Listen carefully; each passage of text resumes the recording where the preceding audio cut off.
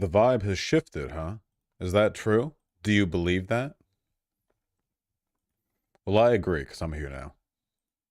What's up? And why am I over here? That's better.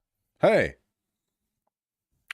I am tired. Not because I slept poorly, for once. Actually, it's because I've been busy doing stuff. I've been active. You know, some of the active stuff I've been doing might translate into content for you guys in the future. Maybe it won't. Who knows? Who could possibly say? Doing what? It's a secret. I can't tell you.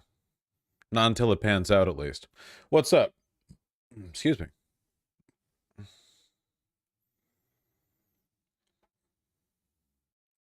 Can't sleep because of woke? Yeah. Got my $400 dab rig and my DoorDash ready to make some more financially responsible decisions. Nice!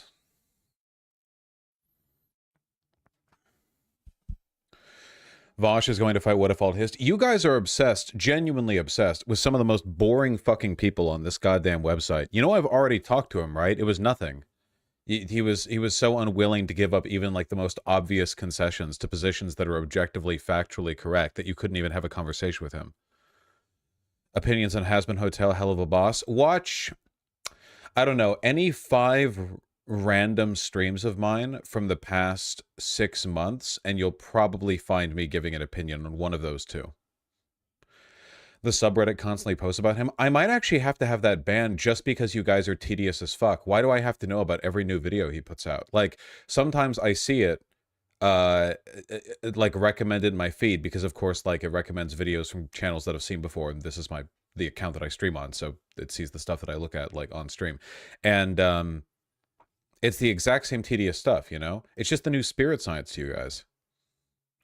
Why do people care so much about these old-ass drama bits? I think a lot of it is because in the subreddit, a lot of those people don't even watch me right now, you know? They don't even watch me anymore, so they're just, like, obsessed with the stuff they remember.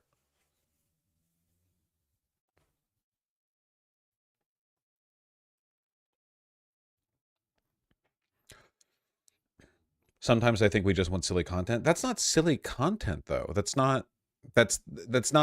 doesn't fit within the category. Talk about trad N-word, trad wife N-word enjoyer that launched a right-wing career. I think I heard about this. There was some trad wife influencer Lily Gaddis has gone viral. Trad wife influencer. Oh, well, that's a TikTok. A TikTok about a TikToker? Sure. What an appropriate way to get this information. Sure. Lily Gaddis has sparked backlash Love for my multiple AI videos in voice. which she hit out at minorities, feminists, the LGBTQ community, and used the N-word. Gaddis has since had her TikTok page banned, her X account temporarily suspended, and even been fired from her job. Everybody I know who's married right now, they're married to broke. The company she was working for, which is run by an African-American woman, slammed the behavior, saying her remarks on social media don't align with the company's values and beliefs. The influence. Okay, I've said this before and I'm going to say it again, and I genuinely don't care if this gets me any flack, okay? If you say X person said the N-word, X white person said the N-word, you had better be referring to the hard R, okay? The soft A and the hard R are 2 completely different words. If you pretend they're the same, you're being dishonest. Genuinely, you're being dishonest. Like, you need to roll that way back. Because then every single time I'm going to think, like, oh man, she dropped the hard R. And then I see it's the soft A's because she's just, like, affecting some parlance she heard from hip-hop. And then it's like, oh, okay, that's, like, completely different, you know? I'm not saying it's like not bad or whatever. I'm just saying it's obviously different.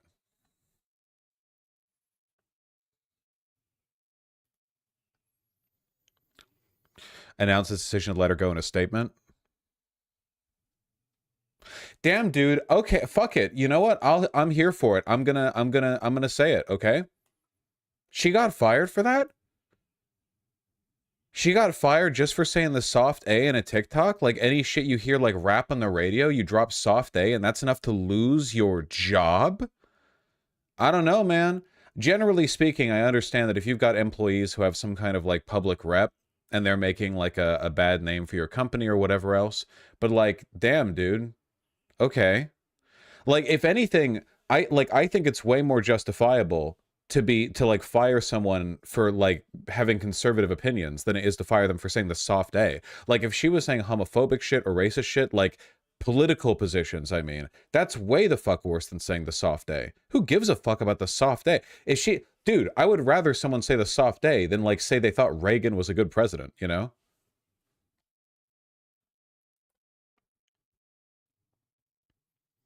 She drops the slur very casually while wearing a patterned apron and cracking pepper.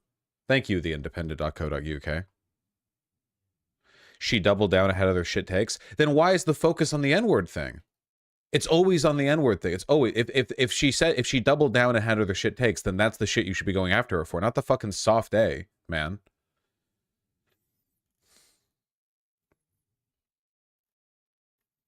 Is this her? This certainly looks like a woman who would say the N-word. So a recent video of mine seems to have upset members of a certain community, and all the backlash just really made me, you know, just really do a deep dive, like do a soul search. And after all that, I still couldn't find a care. You're gonna call us okay, no, it's like racist. You're McBay. Okay, great. This is so cringe, dude. Jesus Christ. Persecution complex.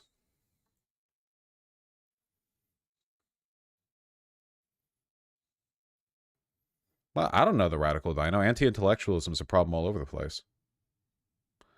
I think Southwest Airlines was firing black people for saying ninjas on social media. They had to get a lawyer and linguist to get them compensation. That seems like a totally different thing. I don't know. Steelman in the South, the phonetic difference between the hard R and soft A are significantly less pronounced than up north, and maybe that matters. I think there's a point to that. I'm not saying that you're totally invalid, but like just based on like the bleeped slur that I heard in the TikTok that we just listened to, that was definitely soft A.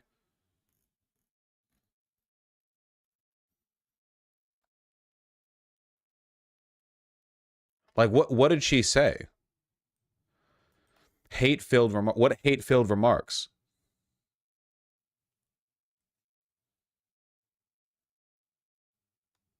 Like, they're not mentioning any hate-filled remarks. They're just saying, like, the N-word. Okay. Convicted wrongfully just like Trump. Damn. She went on InfoWars right away? God damn, that was fast. In the same interview, she claimed victimhood is very profitable before saying there's not a lot of racism in this country.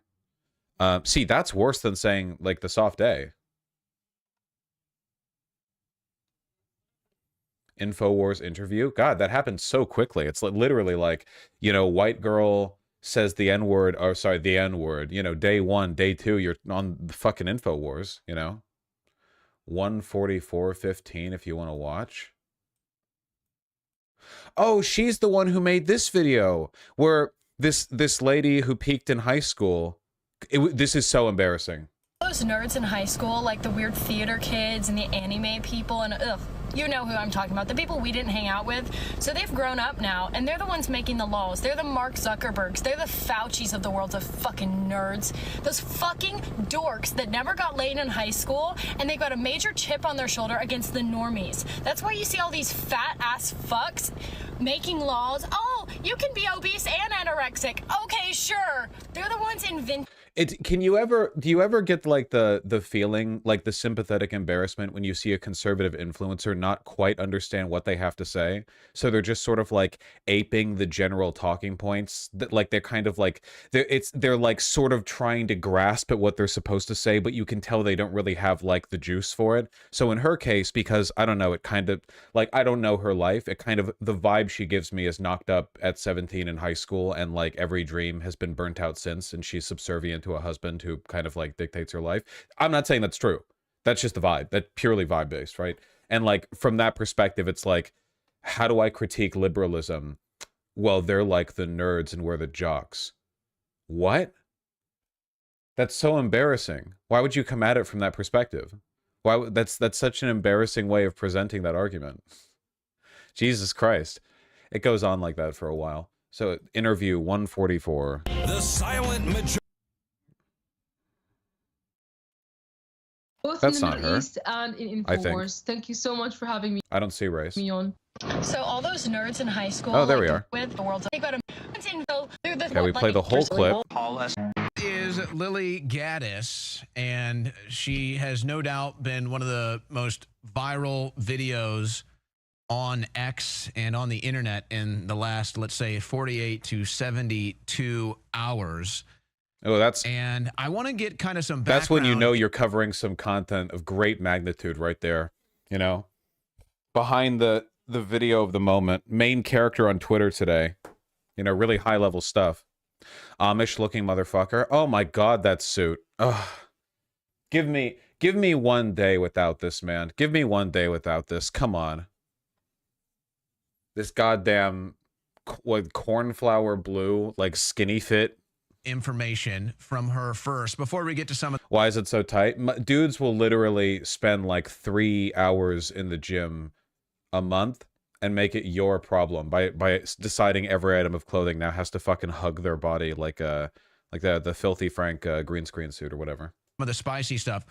So Lily, thank you for joining us today. But out of the gates, what is kind of your backstory here? I guess you had an X account before it was banned. You created a new one. I mean, what was kind of your presence on the internet? Did you have an internet personality? Is this just like you just make a video now all of a sudden it's like a sensation? What is kind of the backstory behind? It's so indicative of where the conservative culture war space is at, that getting fired for saying the N-word is, and again, the N-word I'm saying euphemistically here because I genuinely think that like the hard R soft A conflation is a major issue when it comes to delivering these points. Like literally, like, how do you become a right-wing celebrity? You get fired for saying the N-word. That's it. Literally it. There's no like broader point. Look at her eyes, soulless. She does look a little bit zooted at the moment. I mean, it's just like a still frame from a video, but Lily.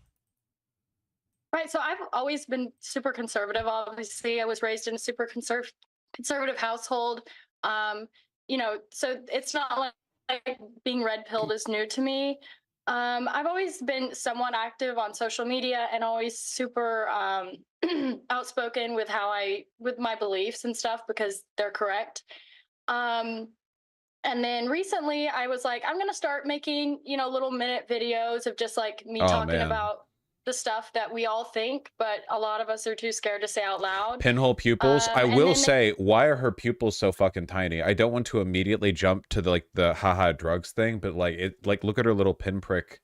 Fucking, it's crazy. I started to build a little tribe, and then I had a few kind of go a little bit viral. So I was like, okay, we'll start an X account. That first one got banned, of course. And then I just restarted a new one, and we're back. So wait, what have we said so far?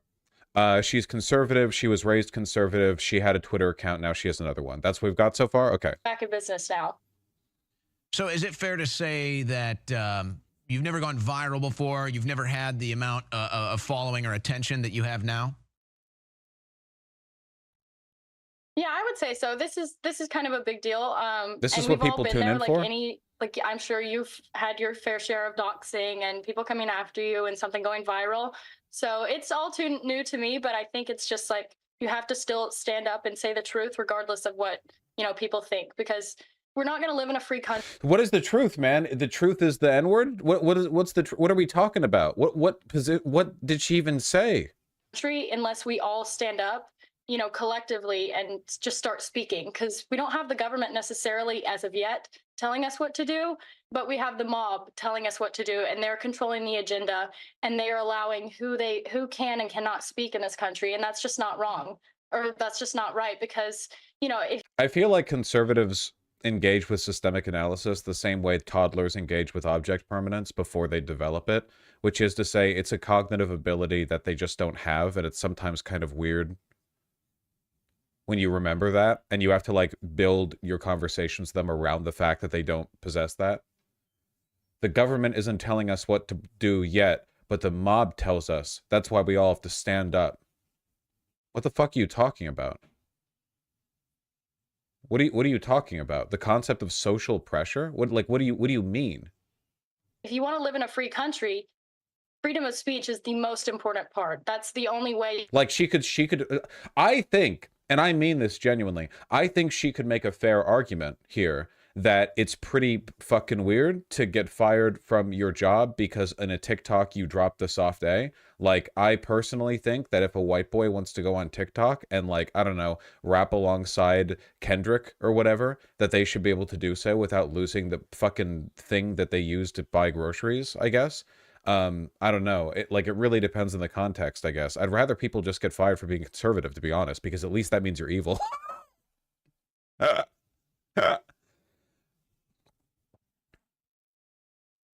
That concert goer did nothing. The white girl that was it Drake brought up.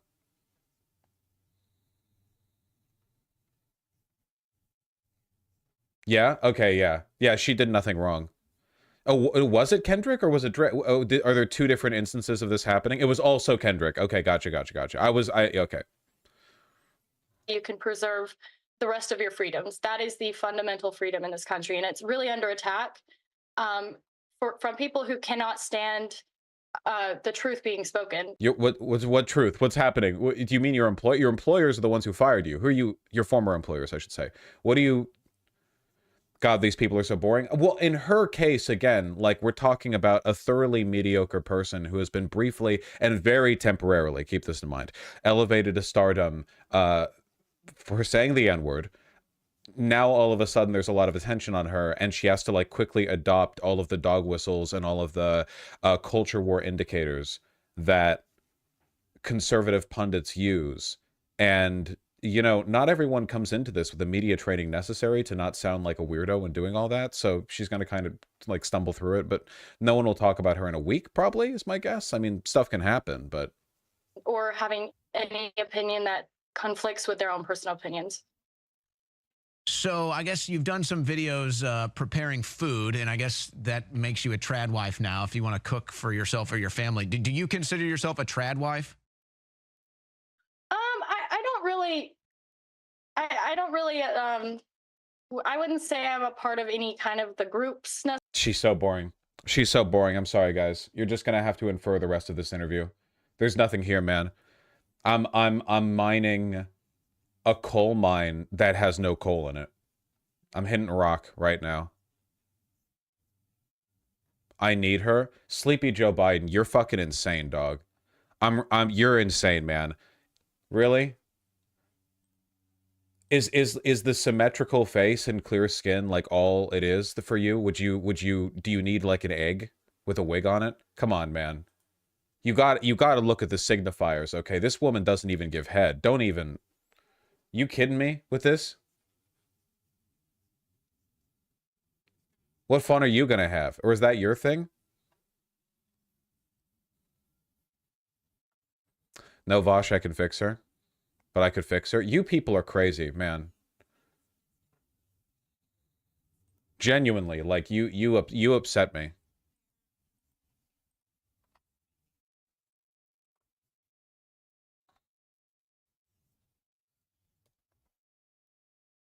I can make her worse. I also don't think you could do that. I think that she's entirely out of your hands.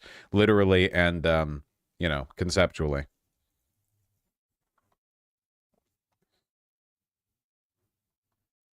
Yo, we gotta address something very important before we get to the content in this goddamn stream. Can we acknowledge how fucking hard this fit went? Yeah, I'm proud enough of it that I'm posting it to stream. I don't give a shit. Look at that. People were giving me shit for the sandals, but it's Japanese streetwear. That's where I got the trousers from, you know? Sandals with streetwear are goated ass fit. Sandals with trousers? Fuck yeah, absolutely. I should have worn some, like, if I had them, I would have worn those, like, wooden block samurai sandals, except that would make me look like a horrible, degenerate weeb larper. Put those grippers away. Are you guys... Does the average person find sandals repellent? Because that's the impression that I'm getting. It seems like some people genuinely think that sandals are like a bad clothing item, which is weird because they're not. Like, I don't know. I grew up in LA, like next to the beach. I don't know what you guys wear to the beach. You wear like sneakers on the sand? I ain't want to see them dogs. Feet are like hands, man. They're just appendages. They're very contextual. Yeah, Jesus Christ wore sandals, you know? You're going to crucify me for that too? They're good for the beach, but that's it. You're just wrong, man. It's literally just like another item you can wear, you know? There are so many like fine like options in warmer weather or by the beach. It's so weird to criticize sandals. I feel like some people like they were like 8 years old and they saw a dad wearing like, I don't know, mid-calf white socks with plastic sandals, board shorts, and a tank top, and the guy looked hideous. And you like people fucking declared jihad against the sandals afterwards. These sandals rock. Yeah, those are cool.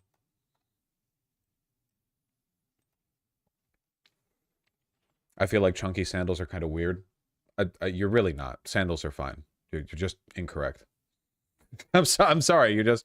It just looks hippie outside of the beach. That's not it's just not true. Okay, you know what? I'm going to acknowledge my privilege here, okay? I grew up in LA. A lot of you guys genuinely probably think of them as like lazy boy lounge options because you grew up in areas where it never really like achieves a climate that warrants it, you know?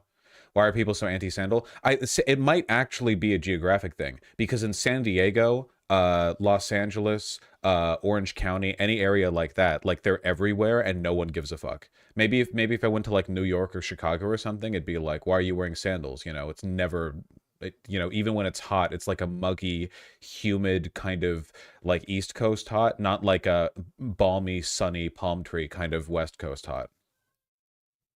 You know? Go to Florida, man. Go to Florida.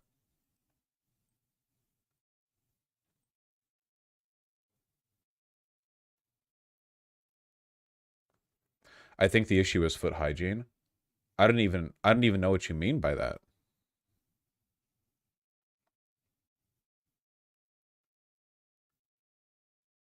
We have summers up north. I don't know what these people are talking about. I think that everyone here is boy moding with their feet. You know the boy motor thing where they wear like a black hoodie to obscure the effects of HRT or whatever. They're doing that with their feet. I think you guys are just self-conscious, personally. Wait, you don't do foot hygiene? I don't know what do you mean by foot hygiene in the context of the acceptability of wearing sandals? Like, obviously, take care of your body, make yourself look good, then put on the sandals and leave. I don't know what you, like, I don't think the median person wearing sandals has, like, disgusting yellowed toenails or something. I think most people's feet probably look fine. And yeah, if you have, like, giant bunions or something, then probably maybe don't wear sandals, I guess. I don't know. But I'd say the same thing about, like, if you had a giant fucking, I don't know, gaping wound in your chest, don't wear like an open camp collar shirt. I like, but no one's like, bro, don't wear camp collar shirts. What about chest hygiene? Americans don't take care of their feet. Yeah, that's a them problem, not a you problem. So if you take care of your feet, you can wear the fucking sandal. I don't know. What does this have to do with you? Because it's dadcore? It's genuinely not. Like, you're so off. Like, you know what is dadcore? Okay? Athletic sneakers with socks that run up 6 inches above the ankle. That's dadcore. But you motherfuckers still wear, like, athletic sneakers all the time. So why, what's the issue? Yeah, people still wear New Balances. Chat's full of liars. Chat's full of insecure people.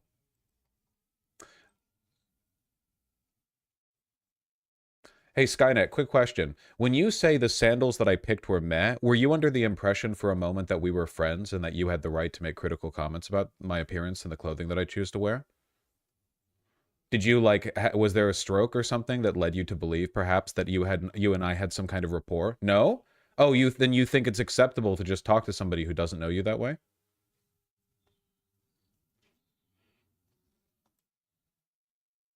Bus station rules, folks. Bus station rules.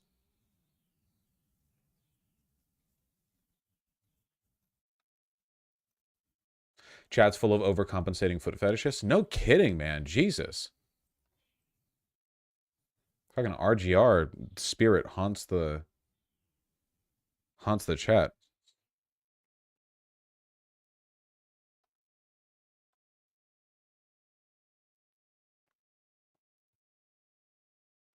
I didn't realize people hated sandals so hard.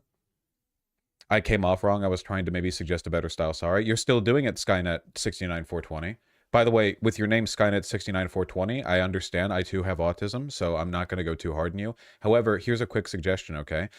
If you want to like present information in the way that you have, what I recommend doing is, hey, I think these would look good on you, because that way you're adding in like a complimentary sense, like, oh, these would be a good option, rather than saying stuff like your choice was wrong, or you made a mistake with this, or as you just did, even in your apology, I was suggesting a better style. See how that also saying yours is better is an insult to mine?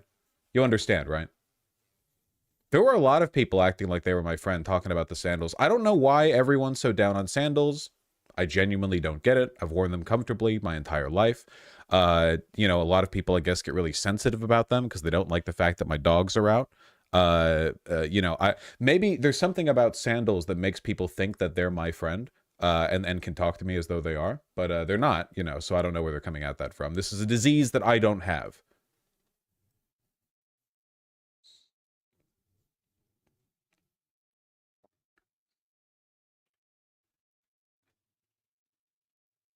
That goddamn silhouette, man. I love these trousers.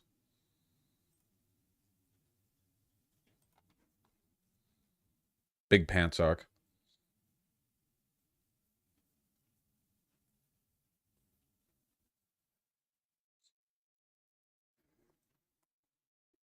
Maybe a longer jacket. The pants make you look like you're 50% leg. It's deliberate. It's a deliberate styling decision. This MF never seen someone wearing high-waisted trousers before, and it shows. Ideally, you have that shit hiked up to your nips.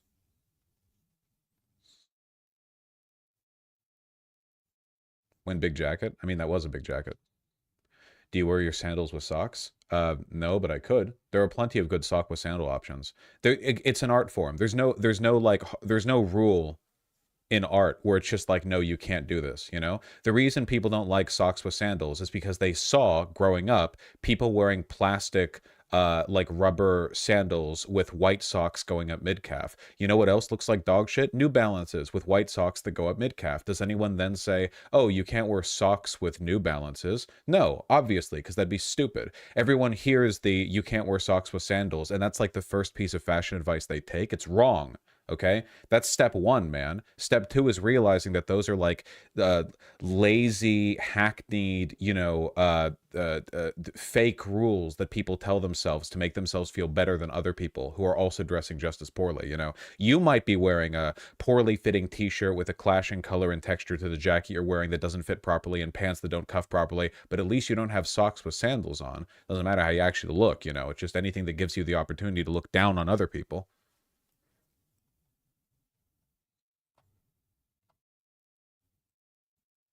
Yeah, Japanese streetwear has a tendency to employ socks and sandals, and it can look really, really, really, really, really, really good. High-waisted, very baggy, drapey pants, socks and sandals. These are things that are more common there, and fittingly, the pants that I got were from a Japanese brand, so, you know, it fits. Yeah, Japanese streetwear, they're 500 million years above, like, beyond the West, you know?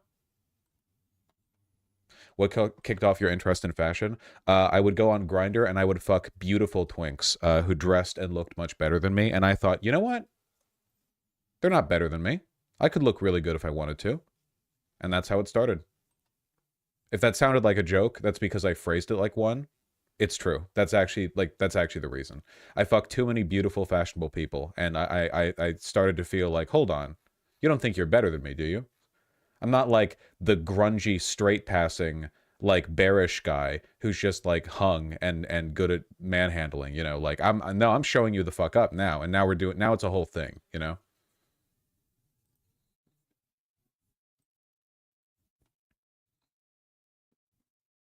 Here, look, this is from the same brand, and I got these today.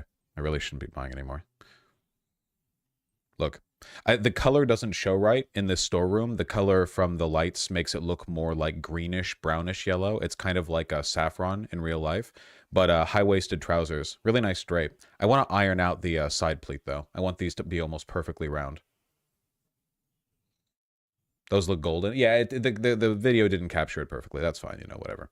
But yeah, really drapey linen trousers. You must like a mustard saffron. I'm desperate. What brand? 7115. Japanese streetwear based out of New York. All right, that's enough of that. That's enough of that, folks.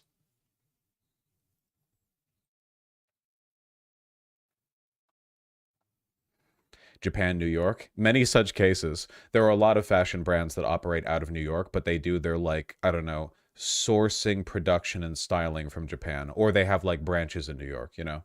It happens a lot.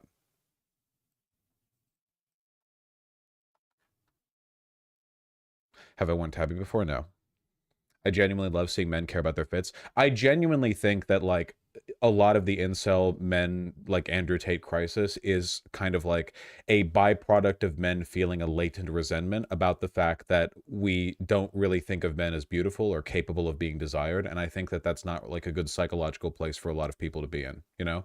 I think that, like, imagine, for example, if you're watching this and you're a bottom twink, a girl, or anything else that isn't like your default cishet guy or whatever, if you're in any of those positions, think of how much your self-esteem and identity revolve around your understanding of yourself as being like, it not just pretty necessarily, but like pretty or stylish, or at the very least like conveying your aesthetic and yourself through how you appear. And a lot of that just is not a thing guys do, or it's not a thing guys are taught. You know, I'm not saying this is the case for everyone. I'm just saying that I think for a lot of guys, they kind of resent the idea that they must always be the one observing and always be the one pursuing. I know a lot of young guys are mad that women don't approach them, for example, for dates, which can be the case depending on the area that you're in.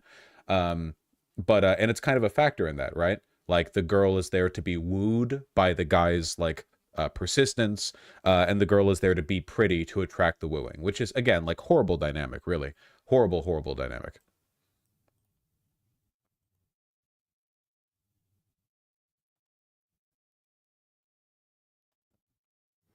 What are your thoughts on these pants? Oh, Gurkha pants. I think Gurkha pants are nice, though I've never worn any. They look nice. I need some boots, man. I don't have any boots. I just have one pair of Doc Martens that I don't think would work in a military context. Thanks, Big Z31. You can always take your shot, Lily Creme. Thoughts on dumbass rich people sinks? What the fuck? Kim Kardashian explains how her sink works. Oh, this should be good. You know, when you have nothing in your life but money, you try to fill that void with novelty. And when you have a lot of money, novelty is easy to come by. 8 versions of this prototype sink was made. And it does actually like slightly slope down that you can kind of see. And there's a slit for the water. And it goes in. You can put it on as high pressure as you want. That wasn't as bad as I thought it would be, to be honest. I thought it didn't look as curved when I saw the still at the beginning. Okay. I mean, whatever, I guess. And no backsplash will come up. Imagine going to a gaff at Kim Kardashian's, taking it too far and being like, I'm going to throw up in the sink real quick. Yeah, it's a less functional sink than a normal sink, but I guess it's quite pretty, so. That is correct, Kevin Norton. Good memory on your part. Where's my roommate going to put dishes for 8 days? That's not the kitchen sink. That's the bathroom sink, right? Is that in the kitchen? I think that's the... Wait. Where are we? We're outdoors. Is this the kitchen sink?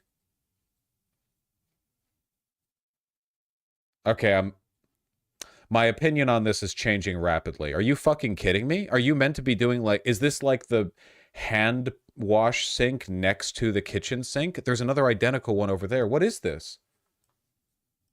It's an outdoor wet bar.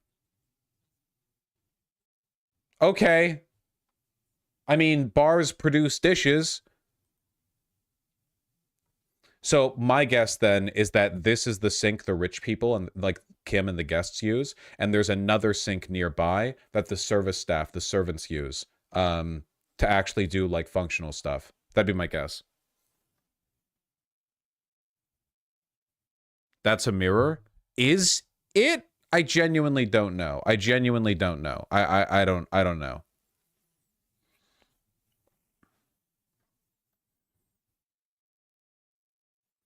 I don't really know in what context you would share a project here, Walking Warrior, but I'm probably not going to engage with it if that's what you mean. Though I wish you the best of luck with it. But we got to stay focused on a bunch of random bullshit.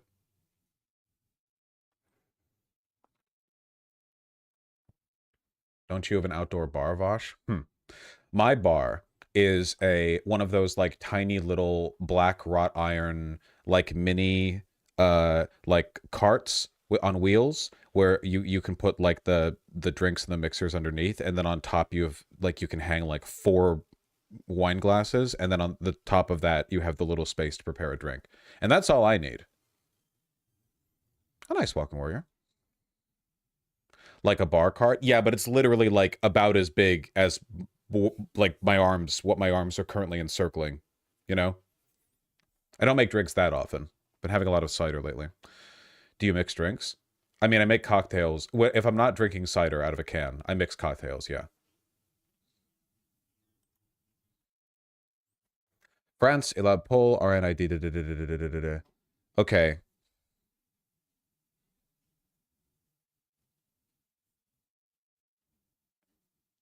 Huh. The left coalition is catching up to Le Pen.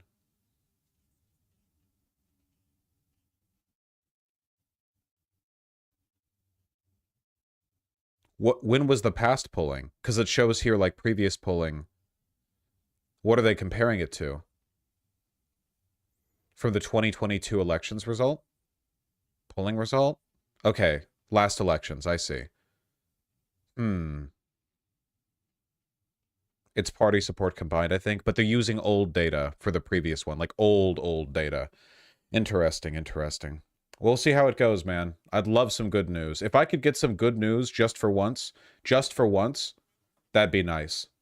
Macron's party isn't even making it past the runoff in 536 of the 577 constituencies. It's just between the left and RN. Okay, pardon me for being hopeful, but is there a decent shot that if Macron's party doesn't even make the runoff in most of these, you have to believe that most Macron voters would in fact switch over to the FP and not to Le Pen, right? Like, I know liberals are bad, and I know neoliberals are especially bad, but we have to believe that, like, more than 50% of the still voting Macron constituency would move over to the not fascists. Oh man, you would hope so. Yeah, he's clueless. Delusional, this guy. Oh my god, please give me that. Please. They're French, it could go either way. Yeah, fucking Vichy France coming back out real quick. I guess it'll depend on who the leader is for the left coalition, which they really have to get on. Really have to get on. What happened to your finger? It fucking really hurts. Paper cut to my finger from tearing open cardboard boxes that I was breaking down. They had like the label on the edge of one of the where the flap folded in, so I was like pulling it open, but it slid and gloves. I'm not putting gloves on to break down cardboard boxes. You people are insane. Like, this is the first time it's happened in like years. Whatever, like, that's life. Okay, paper cuts actually really suck. It was so jagged. It still hurts quite a bit. I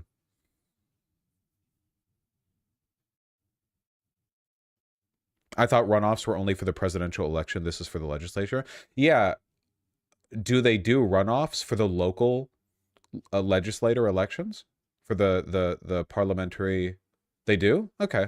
I mean, that's good. That's better than not doing it, I guess. That's good. Man, I really hope this works. Oh my god, I really hope this works. I don't want Le Pen to win. God damn it. Don't lose hope? Yeah. Yeah.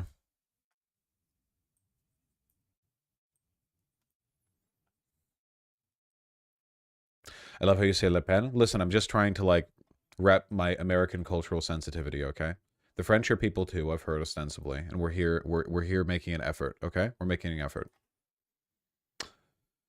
Florida judge rules ban on gender-affirming healthcare for minors unconstitutional. Huh. Well, that's good news. In May 2023, you should all know this, I've covered this extensively, the Florida state legislature passed an extraordinarily dangerous bill prohibiting doctors from providing gender-affirming health care to trans youth, but U.S. District Judge Robert Hinkle? Oh man, purveyor of anti-imperialist theory, criticizer of the World Bank's, standards for defining poverty. No way, that's Hickle. I always fucking forget. Block the bill. Da-da-da-da-da. Okay, so if it's a district judge, I mean, this will get appealed, of course. Hinkle ruled that it was clear that anti-transgender animus motivated the bill sponsors and legislators who approved the law. Well, that's nice. Hinkle also disbarred rules which required trans adults to solely seek medical treatment from physicians instead of other kinds of health providers. DeSantis's press secretary, Jeremy Redfern, responded via a statement calling such life-saving treatment a fad and adding that the state would appeal Hinkle's new ruling. Nice, nice, nice, nice, nice. Huh. All right, well, we'll see how it goes. You know, the court battle continues.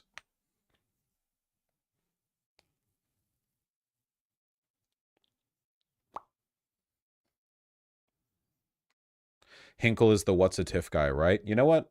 Let them all blur into cognitive obscurity. Yes. Yes, he is. That is correct.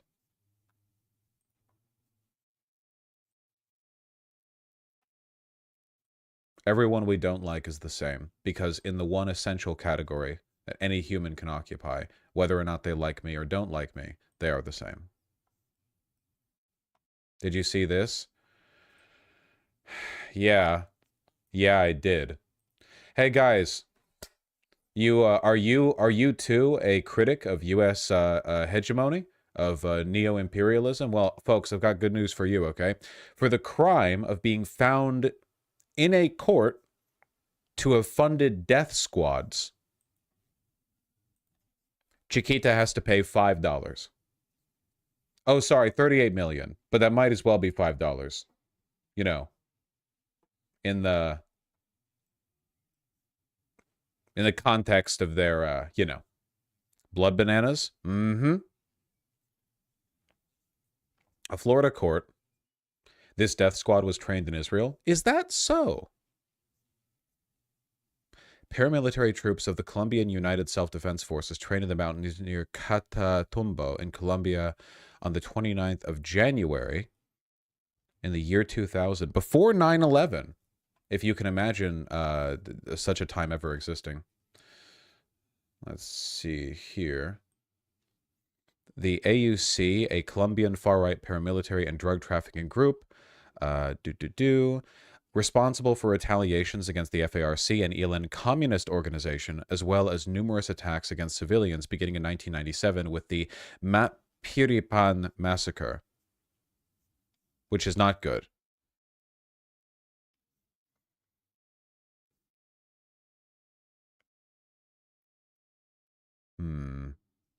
Those are some evil dudes. Yeah, had about 20,000 members. God damn. Heavily financed through the drug trade. Murdering peasants and labor union leaders. Explicitly singled out political and trade union operatives of the extreme left as legitimate targets. Cool.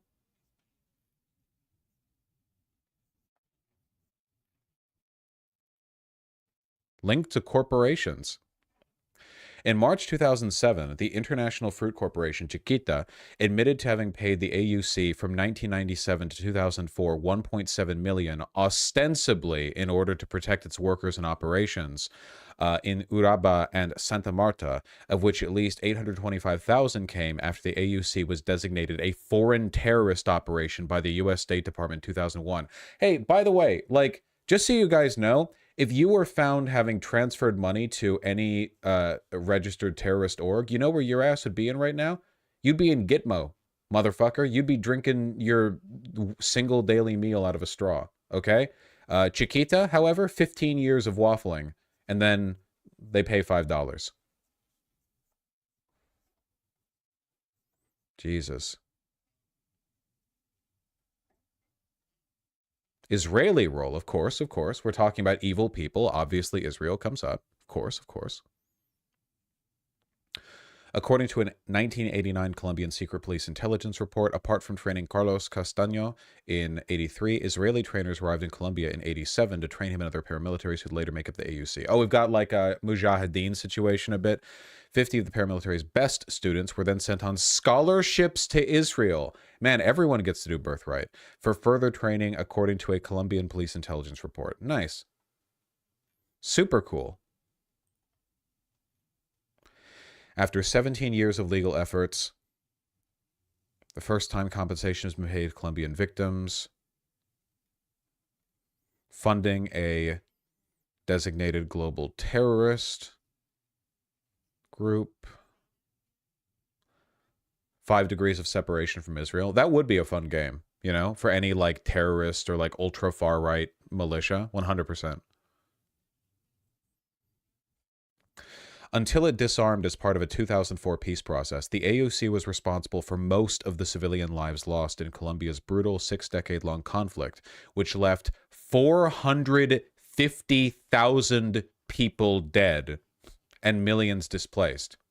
Yeah, guys, this wasn't like a fucking bodyguard group. You know, this wasn't like a little miniature militia. Like, they terrorized the country for decades. Chiquita has argued that it was extorted by the AUC and that the payments were necessary to protect its employees from armed Marxists. Oh!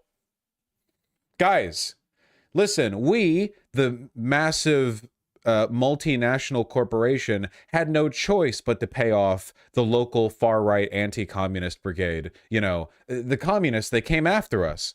Uh-huh. Continued to pay the AUC after it was designated an international terrorist organization. New evidence presented to the Florida courts also showed that Chiquita allowed the AUC to use its ports to import automatic rifles and its banana boats to smuggle cocaine across the seas. Dude! They were fully, like, complicit in the maintenance of a far-right militant narco-drug empire. $45 million? 38, sorry, less than that. $38 million. Unbelievable that the people responsible for this aren't currently rotting in a prison cell. The civil cases were brought by the family members of trade unionists, banana workers, and activists who were tortured, killed, and disappeared by paramilitaries as they sought to control the vast banana-producing regions of Colombia. Some victims were forcibly disappeared by the AUC merely for being suspected of sympathizing with the rebels. Among the victims who presented evidence was the widow of a union leader who was tortured, decapitated, and dismembered by the AUC in 1997.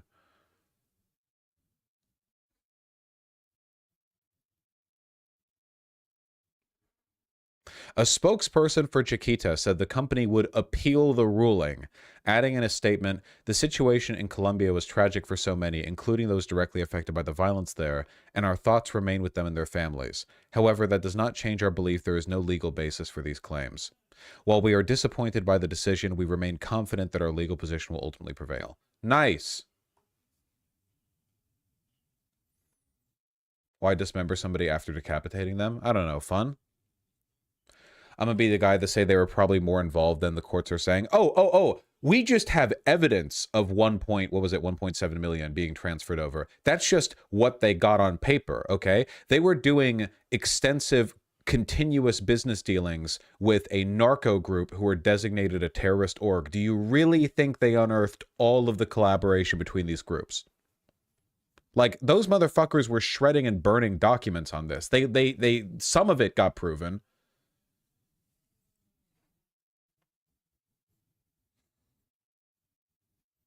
Chiquita's been doing this shit since the 20s. It's where we get the term Banana Republic from.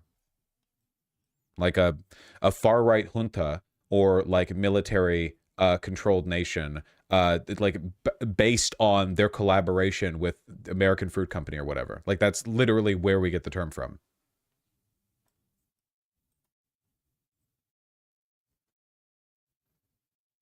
I thought that was a clothing store. And where do you think the clothing store got its name from?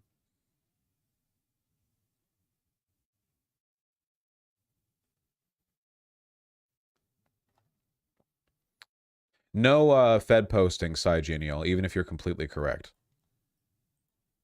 Why is the clothing store called that, though? I don't know.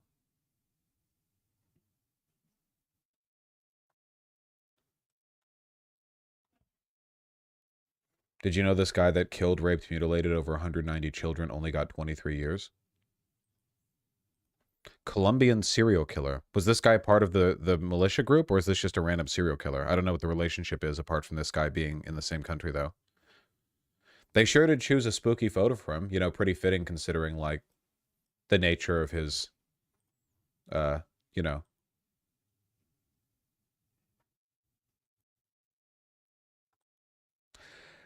They got it from selling military surplus as safari clothing? Oh, really? The brand Banana Republic is called Banana Republic because they were selling military surplus as safari clothing? Huh. Well, that's a little bit on the nose.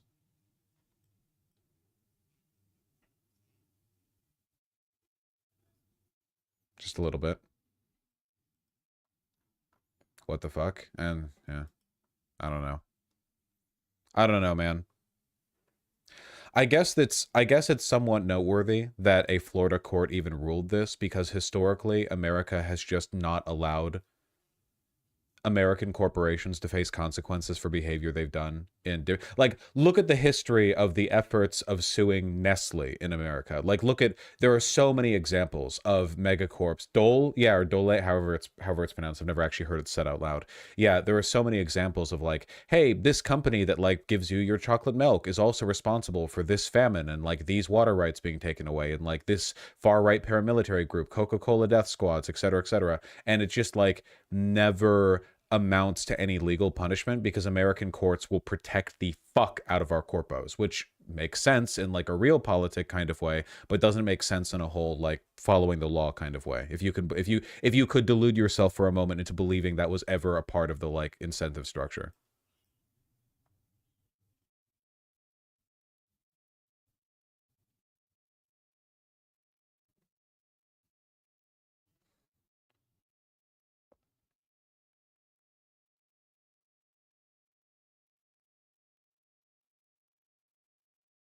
I don't know what the relevance of this is, Jumpfall. Do you mean this just happened?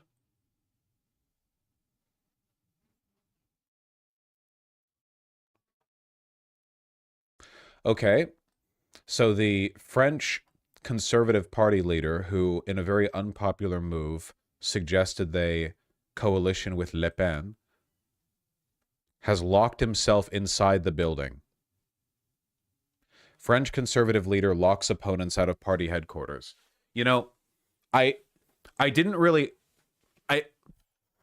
What this sounds to me, like, from my perspective, what this sounds like would be, like, Joe Biden locks Democrats out of the White House. Like, it sounds childish. Like, what do you mean? Like, they can do that? New political strategy just dropped? Yeah, apparently. Eric Gotti has found a way to save his job, lock everyone out. Okay, all right, okay. All right.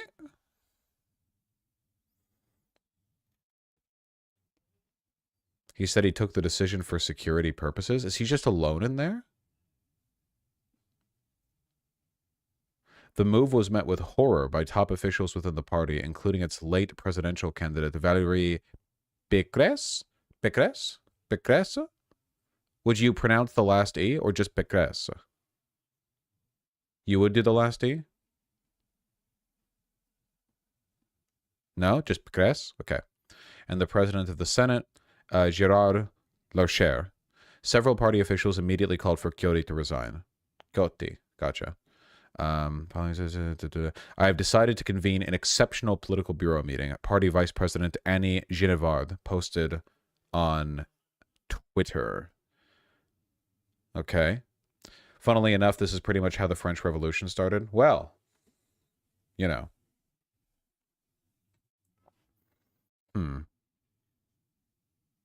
They have a video of it?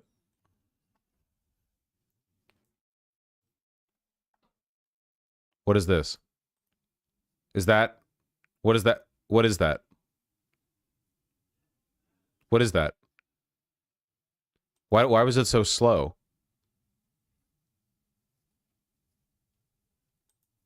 What does that mean?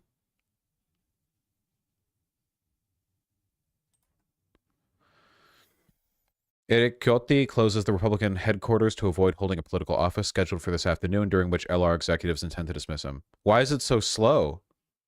Is this a French thing? Did they all just, like, watch him do it? Okay. Well, that's very funny. Timed for comedic effect. I'm surprised there's no noise. I mean, I wish there was sound. Are they automatic doors? I just don't know, like, why they wouldn't go in. I don't know. I can't even begin to speculate. It's very, very silly.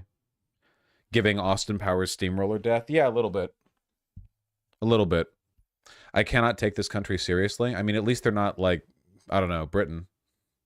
Yeah. They're planning on firing him for making the audacious suggestion that they partner with Le Pen. And in order to, you know, you can't fire me if I wear earmuffs. Okay.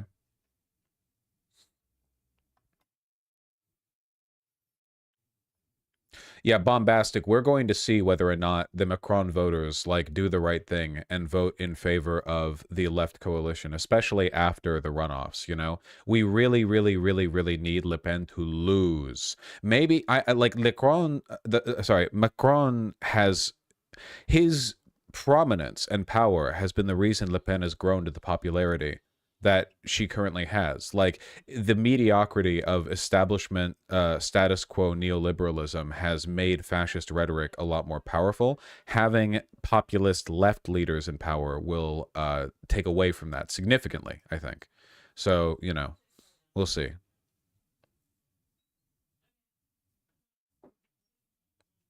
Le in French is pronounced le. Don't... Really? Is it Le Pen? Lupin, like Lupin the Third, like the classic anime series with the movies and the TV show? No?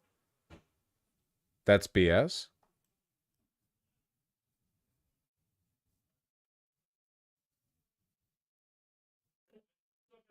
We'll see, Scratch Doc. We'll see. No one cares about France. I mean, we talk a lot about the UK, and the UK is objectively more irrelevant when it comes to world affairs right now. The only reason we talk about the UK at the moment is because it's like, I don't know, trans discourse, J.K. Rowling, and the fall of the Labour Party. At least France is in the EU. At least France, like, things happen in France other than rot, I guess. It's France and Germany are the two, like, real powerhouses of the EU, right? And right now, both of them are struggling with a potential takeover by their pretty openly fascist parties. So, yeah, you know. Yes, that's true, It's Me Mario. And also, of course, in Britain, they speak English, so we can consume their media.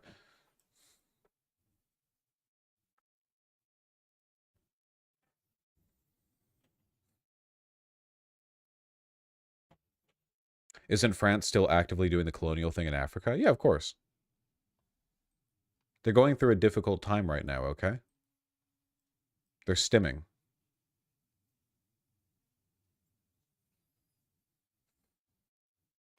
They speak English in France, too. They're just annoying about it. Is it true that if you go to Paris, and you go to, like, a cafe and you ask for your order in English, that one of the girls there will put a cigarette out on your forehead and then, like, make you smell her armpits, which are hairy?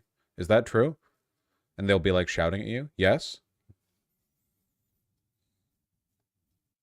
Gotta go to Paris. Chad, is this real? Kink posting? I have no idea what you're talking about.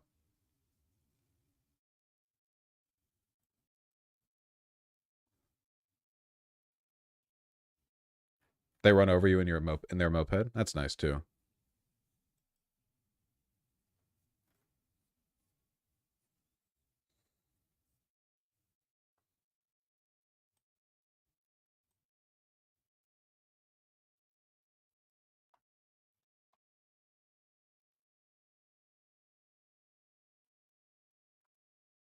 One second.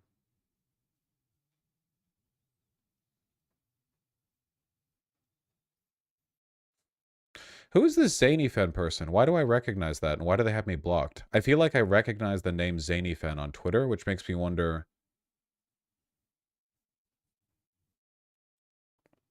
Oh no? Is this a person I liked or disliked? Can you remind me? Thana, did I historically like them or historically dislike them?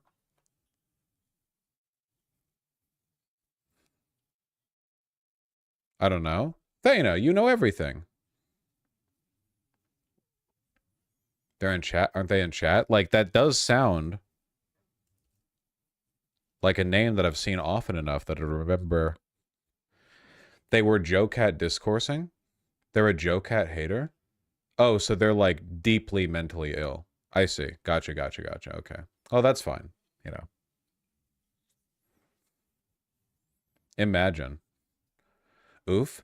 Thana, the Joe Cat shit is unironically a phenomenal litmus test for whether or not a person is one of the kinds of terminally online that are like really bad for you. It's literally just like a cute femboy who thinks girls are nice. Like it's the most inoffensive. It's like a beautiful bumblebee like floating along and landing on a flower. It's like a spring day. It's like the idea you would have to be in such a dark place in your life to wake up and think that any of that was objectionable or offensive in any way, you know? He prefers Prince Core, not femboy. That's the most annoying thing I've ever heard about him. That is okay. Now, so finally, Mark won against Joe Cat there, but okay, all right. You know, whatever. Nah, whatever. It's all good. It's all good. I saw K-pop stans who like Giga Twinks with pink crop tops talk about how Joe Cat is feminizing masculinity. Like again, like as we know, K-pop stans are their own kind of mentally ill. You know, it's just it's a whole thing.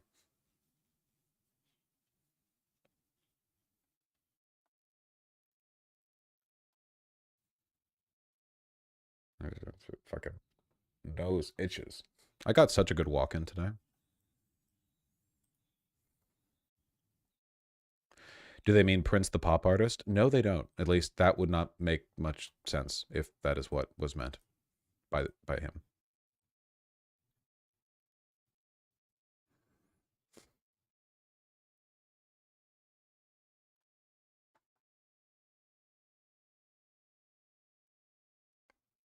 I had a K-pop stan almost leave me in the middle of nowhere during a road trip because I said all the music sounds the same. Damn, you hit them with a Vosh take on music? Whoo! Surprised you didn't get bludgeoned to death, man. That's yeah. It's, I mean, you had to know what was coming if you say that, right?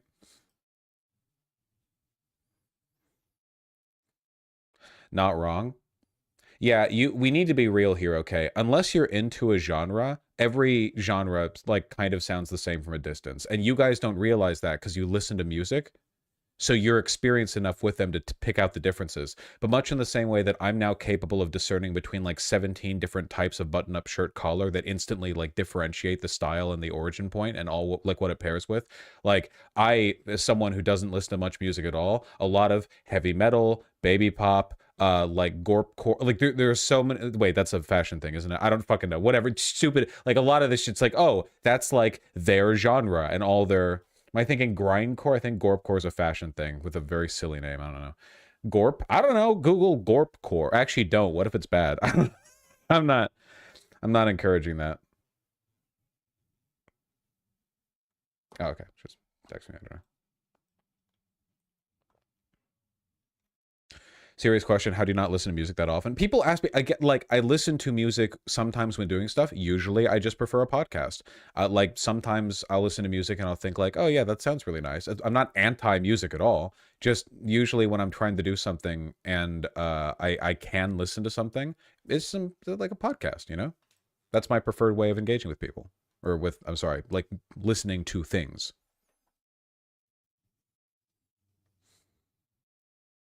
But do you never just sit there and appreciate it by itself? A podcast? Or do you mean like music? No, I don't really have these like rhapsodious experiences where I sit down and appreciate the entire like range of emotion presented in an album. That's just not something that I do, you know? You probably don't do that with like a bunch of art forms you don't really care about. It's cool. What is gorp? Great question. Vosh can't rotate an apple in his mind. I am a 5, motherfucker. when it comes to rotating apples. Don't you even. My inner life is rich, okay? I am fucking perfectly visualizing. Like, this is like millions of polygons in Blender. Me fucking your mom right now. You can't even fucking comprehend the level of polygons, all right? It has nothing to do with the level of visualization. I just like listening to podcasts.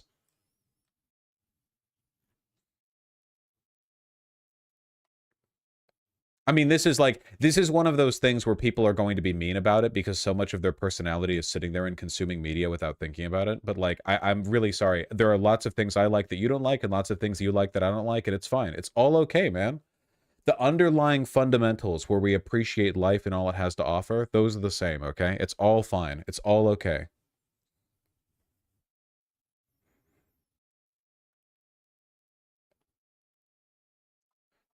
Chat loves to act to me about music the way they pretend I act about fashion. Like, they'll act that I, like, get really snooty and elitist about it, when in reality, every time I'm asked, I'm like, dude, wear whatever you want, you know? It's just, like, a thing to get into if you want. And then meanwhile, I'm like, yeah, I haven't really gotten to music. People are like, well, you're just, like, broken then.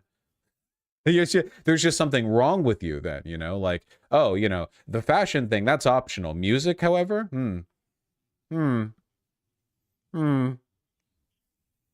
Curious. How are these parasocial relationships going to work if you don't like all the things they like? Yeah, right now there's a bunch of people thinking like, you know, I could fix him. I could split earbuds and we could both listen to, I don't know, 100 get. What do you people listen to? I don't know. Yo! Well, we did have music before we had clothing. I'm not familiar with the anthropology. Vosh, you're pretty chill until you see a collar gap. Yeah, but in that case, like, my main issue is that I will look at politicians and athletes who are being sold for thousands or tens of thousands of dollars, tailored men's formal wear that looks like absolute dog shit, and I think that's worthy of credit. I would never, like, look at a random chatter, or, like, you guys would send me a photo of you holding a cat or something, and I'd be like, yeah, sorry, your outfit doesn't look good. Because, like, what the fuck? That'd be, like, what's fucking wrong with me? But I do think there's something genuinely as systemically wrong with the degradation of men's formal wear. Like, very much a return to tradition, the West has fallen kind of thing. You know, 5 is the bad one? Fuck. All right, I guess I couldn't perfectly visualize the chart about visualizing the apples. Vosh, not even anthropology. Music predates humans. Birdsong, as an example. Music is far older than humans themselves. All right, okay, get your own dick out of your mouth. Fucking, yeah, and clothing, hogs rolling in shit in a big pile, like, cover themselves in mud for, yeah, okay. The original bodysuit, okay? All right, okay. Dial it down. Dude, this is how people talk about music. Actually, the first song was the celestial hum of the stars as they first bled radiation against the cosmos. And it's like, motherfucker, music was invented when they first invented the tuba. That was the beginning. I don't care about anything before that. It was the tuba. Everything before that was noise. They invented the tuba. Now we have music. Let's move on. What about drums? I don't know. Were they invented before or after the fucking tuba? Music was invented when the first fat guy slapped his own belly and giggled, okay? That was when music was invented. That was the first drum. Meaningfully, that was when things began. Okay? Everything before that about birdsong or just singing in general, I don't care, okay? That was the first one. Music was actually invented by John Music. Yeah, John Music, the legendarily fat, like, Paleolithic human who slapped his belly and giggled. Yeah.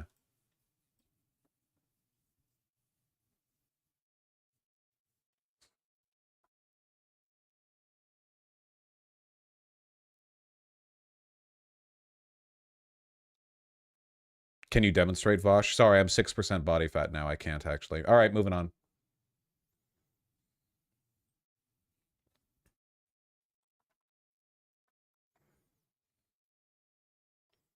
Vosh is so brain dead when it comes to music, but it's honestly kind of charming. I don't... Okay. We almost moved on. I don't know what that means, man. not being invested isn't being brain dead. Me being brain dead would be me saying some shit like music is actually like low IQ because it doesn't have like inputs like a video game. Like there are so many dumb things that I could say. That's not me not being into it, isn't me being brain dead. Like that's like fully projection on your part, you know? Actually like and you know what I'm gonna say it. I'm genuinely gonna say it. It's a little bit ableist. All right, everyone's preferences and interests are pretty well informed by their brain chemistry, and it's pretty obvious there's a relationship between me being autistic and me just not caring about music that much, which is fine.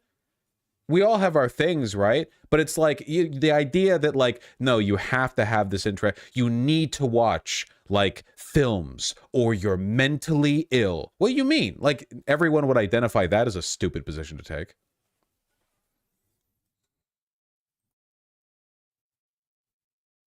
I take back my comment as that was not something you would ask in a bus stop. You may ban me, Posh.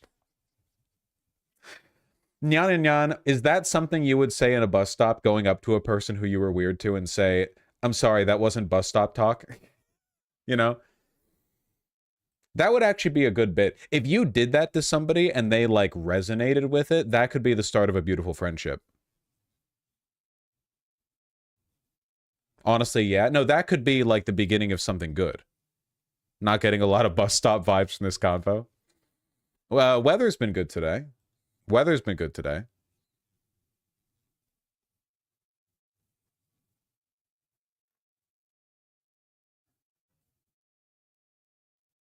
Thank you, Paladin Juice. Or Jukes, or whatever your name was meant to be.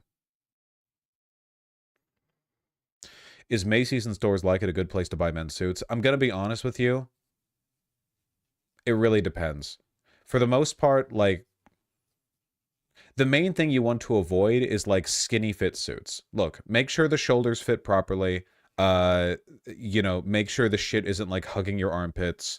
And try to get an accompanying pair of trousers that's high-waisted, because basically all of suit design is built around the idea that it all tapers down to a high-rise trouser. Like, if it's not doing that, like, it's fundamentally not going to be a good suit no matter what. So, whatever. You'd be better off going to Goodwill. That's true. You can actually... The real difficulty is finding the trousers, to be honest.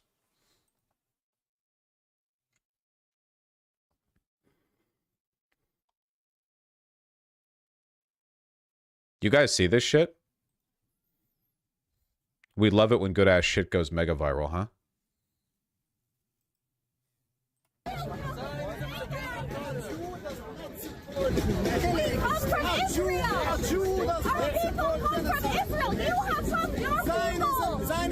Just off the bat, yeah, it's a protest argument. It's good. Right off the bat, I really like a woman looking like this, talking to a man looking like this, saying our people came from Israel. It's just incredibly funny to me. I know, obviously, that Judaism has incredibly deep and wide-ranging historical and ethnic roots that don't actually, like, directly correspond to your appearance. However, this does look like the most Jewish man ever. So, like, it is kind of, you know, like, he is Jew-mogging her, is what I'm saying. Is a political movement which is causing bloodshed. There is a bloodshed. That's where our family is from. I'm from Israel. How can you hold that flag? This is because the actions of the Zionist people, they are responsible for the bloodshed. What are you talking about? That's our ancestors. We lived in a beautiful peace. What flag is that? We live. She's like genuinely hysterical, which is pretty crazy, you know? He's waving a Palestinian flag saying that, like, genocide's bad, which is a position I can get behind, by the way. And she's literally screeching, like... The funny thing is that she doesn't even engage with the argument, which makes me think her internal position is that Palestinians are subhuman. That has to be it, right? Like, if person A says, you know, I wave this flag because I oppose genocide, and her response is, but we came from there, is that not just like genocidal blood and soil? Is like, she's saying it in a hysterical way, but that does seem to be, the admission is like, well, who cares that we're doing the genocide? We belong there because of our blood. She says to somebody who looks like this. We lived in a beautiful peace with Palestinian people for hundreds of years. How can you say that? You're not a Jew! You're not a Jew!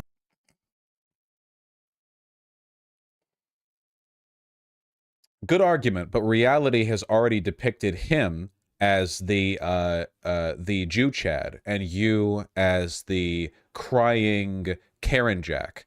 So... Dare you! When Zionism came The Goysa. Jew chatted Goysa. How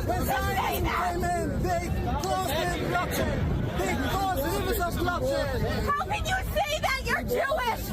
The sign says Israel's responsible for 75 years of tragic bloodshed. I think that's what the sign says. I might have missed the last word there. Can you shame your own people? Who is that Jew?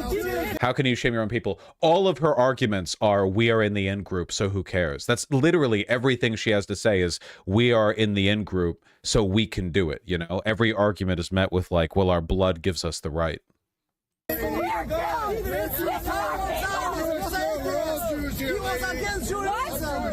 all Jews here. Yeah, so how are they saying that? Because they believe in God. Jewish, I'm standing it. I don't want that. That's our country. And the Talmud says it's not our country like that. That is our country. How dare you say that about our own people? It's crazy, man. It's crazy. It's actually maybe the clearest example I've ever seen of the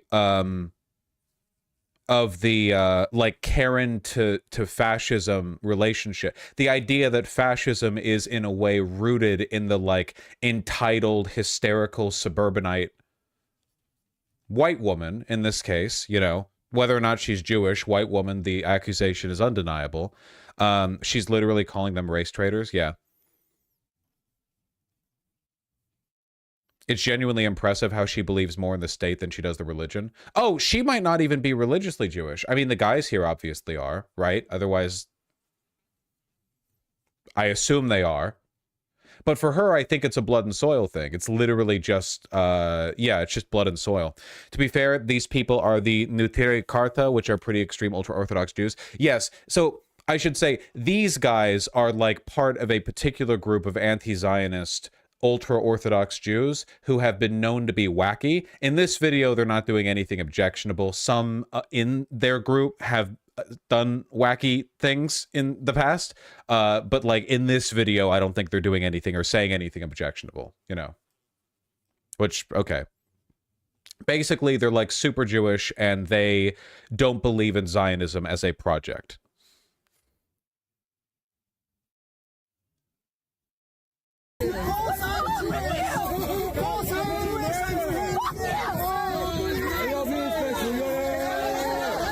Ooh, look, dude, look at the, she tries to grab the phone and he's like, oh,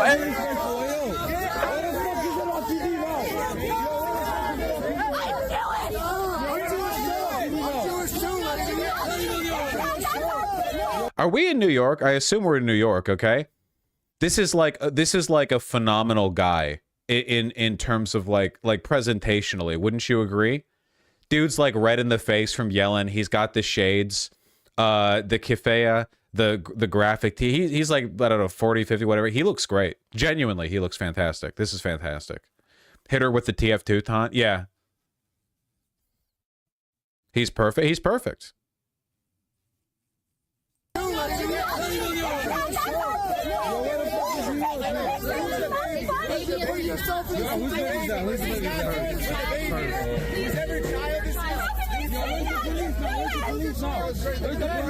I like this video too because it's led to a lot of discourse. So in this video, you have to be mentally ill in order to support her. Yeah, Thana, perfectly. She's an NPC. She actually isn't thinking here. I understand she seems mentally unwell. She is mentally unwell 100% by virtue of being like a fascist, which I fully like an illness. A social contagion, many such cases. But no, she's freaking out here. It's, I don't know, man. Like, if you see people defending her, like, the only thing they're defending is the argument that your blood allows you to kill. Like, that's literally the position she holds. She's just not very articulate in defending it.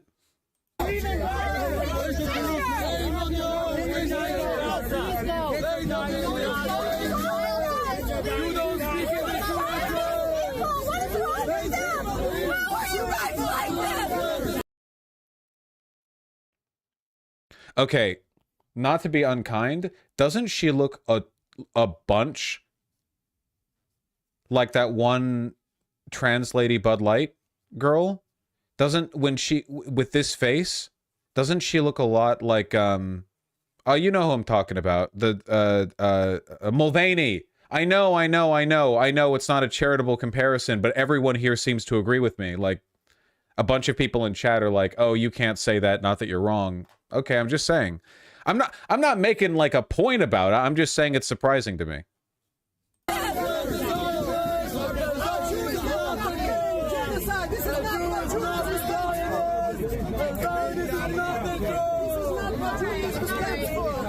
Husband? Friend?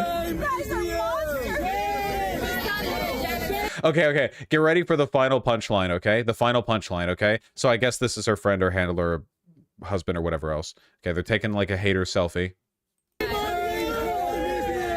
Oh, wait, that's a passport. I'm sorry. I thought he was holding up a phone. He's got his passport out for some reason. Why would you ever have your passport out? Is it because he's showing he's like from Israel or something? I don't know.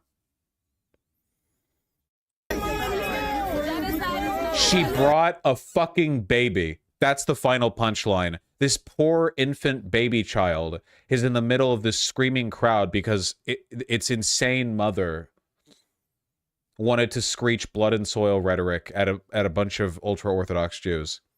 Where the fuck was that baby? Yeah, this entire time, the baby's literally, like, in the middle of this confrontation. Do you think the baby is, like, the only reason she didn't lunge at this guy or anyone else? Was the baby holding her back?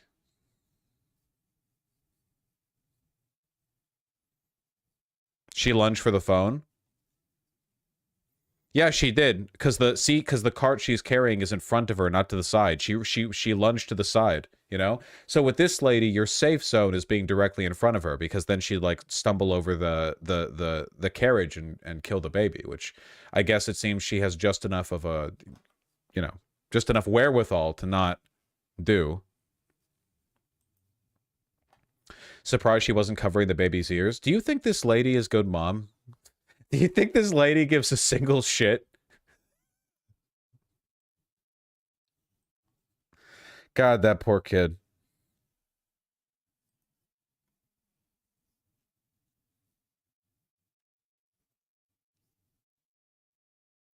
FYI, ultra-Orthodox is genuinely kind of pejorative. Hereti is generally a better term. Maybe for specificity, but I don't mind being pejorative. I don't like religion, you know. You know, you might overlap with like the anti-Zionist position because you're a Jew who believes that exile is core to the Jewish faith. But I mean, you know, could be a Reddit atheist, right? That's the path I chose. That's my God, all right? The enlightenment that I feel when I debunk the Bible or the Torah. Whatever.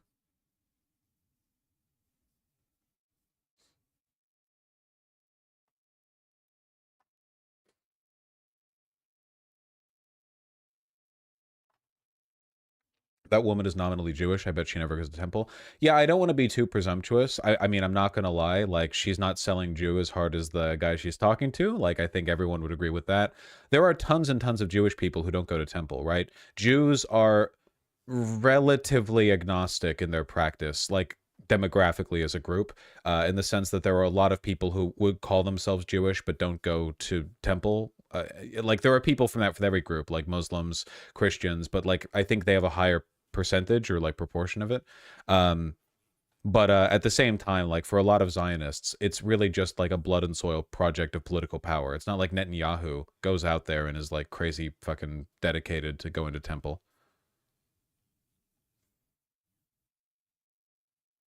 It's not good.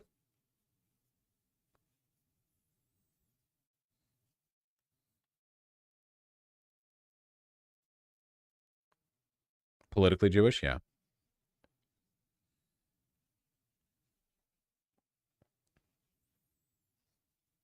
Well, whatever. All right.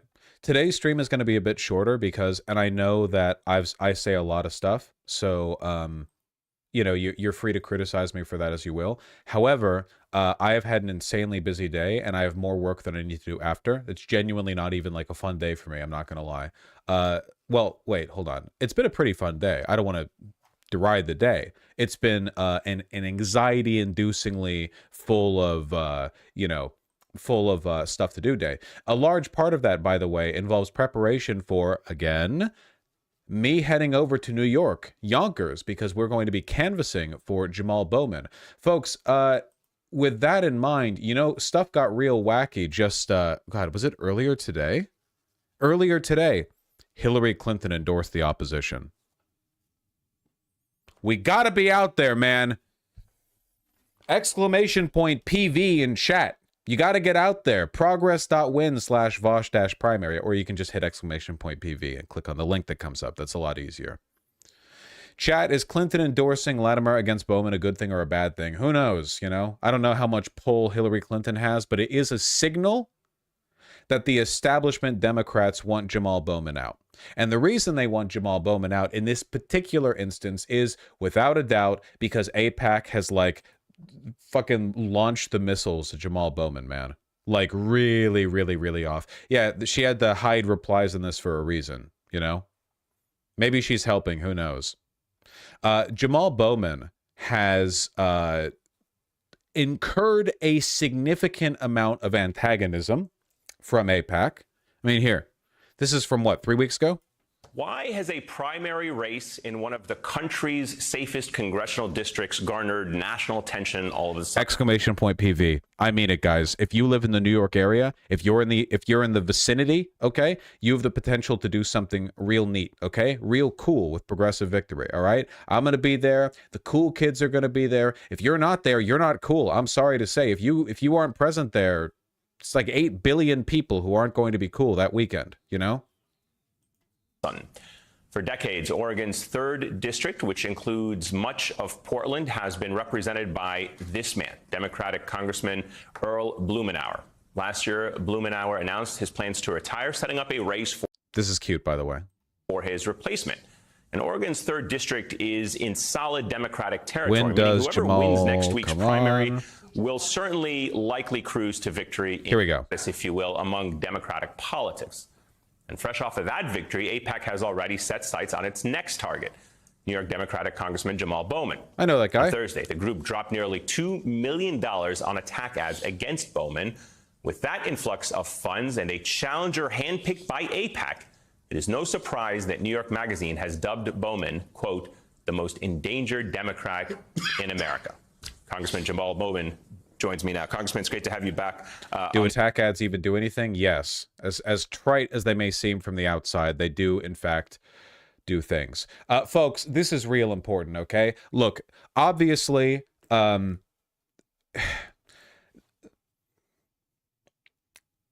an electoral sense, we have not been given much to salivate over this year. This community is not crazy hyped about Biden winning. Biden has to win over Trump. That doesn't mean we have to be super excited for it. That's how it is. That's Biden's fault. It's not our fault. Jamal Bowman is anti-Zionist. He's been on the progressive side of this particular dynamic. And AIPAC, in a show of power, has opened the coffers up and unleashed an ungodly amount of money and power in trying to go after pro-Palestinian congressmen or people at every level of politics, you know? No matter what happens in the Gaza Strip, guys, we really, really, really, really, really don't want AIPAC buying politicians. They got Fetterman. They've unseated people already. Vosh, I didn't know stuff like this would be reported on. I thought it would be all hush-hush behind the scenes. That's the crazy thing, Lily Krem. It's often not that secret. It's usually pretty open. There are rules for disclosure, and yes, there's a lot of bribery and corruption that happens that we don't keep track of, but a lot of it's just plain and open. AIPAC has made their antagonism incredibly direct and clear, you know? They are fully intending to just use money to get Jamal Bowman out of office and replace him with someone more compliant, you know? We are going to try to go out there and canvass to help. Our efforts will be substantial.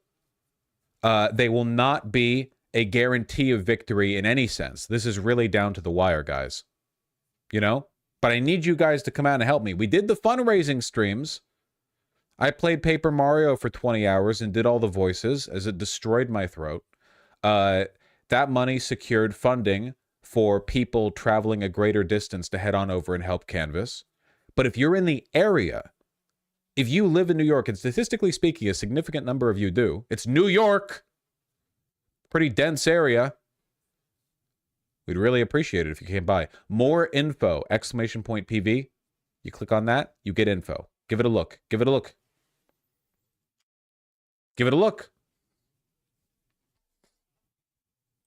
On the show. Thank you so much for making it here. So let me just get your reaction. I want to kind of mention a little bit of this ad, and there's an interesting dynamic that is playing here because AIPAC obviously wants to strengthen the American-Israel relationship. They want politicians who believe in that relationship, and notably, the ads that they are running against you and others make no mention of Israel. In fact, in this Politico article, a spokesperson for the PAC told Politico, we run ads on the issues voters are most... Wasn't Jamal Bowman the politician that pulled the fire alarm in Congress? Yes!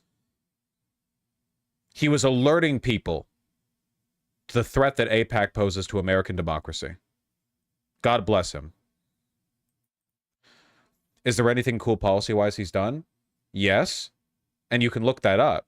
But at the moment, this is an extremely clear and evident case of AIPAC fully just trying to buy out a seat to remove a progressive. This isn't some edge case policy deal. This is good versus evil shit, okay?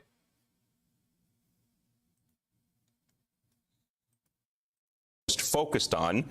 And yet, if this issue is not the issue that voters are focused on, that they're not even mentioning Israel, why are they going after you by primarying you and others who are apparently more pro-Israel, not even talking about it? Yeah, because they don't want Israel to be criticized. They don't want Israel to be held accountable. They don't want anyone to mention Palestine or speak up for Palestinian rights and lives.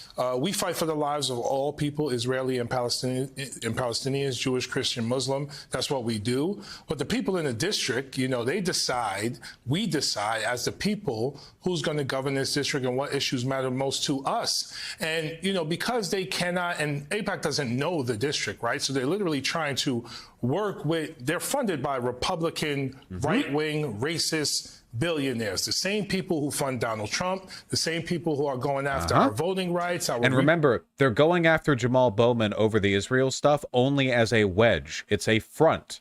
There are Zionist interest groups that want Jamal Bowman gone, but in reality, America is already pretty solidly Zionist in its representation, right? Like, it's not like Jamal Bowman's removal is going to protect the pro-Israeli majority in Congress. They're doing it because they're using it as an excuse to get rid of a progressive, you know? When is Bernie next up for re-election?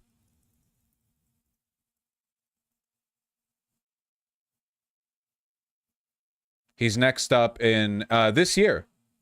Gotcha. They're here. Bernie's fine? Oh, he's fine. He's fine. He's fine. Bernie will die in his seat. Listen, okay? He'll die doing what he did best. Being a cute grandpa in the Senate.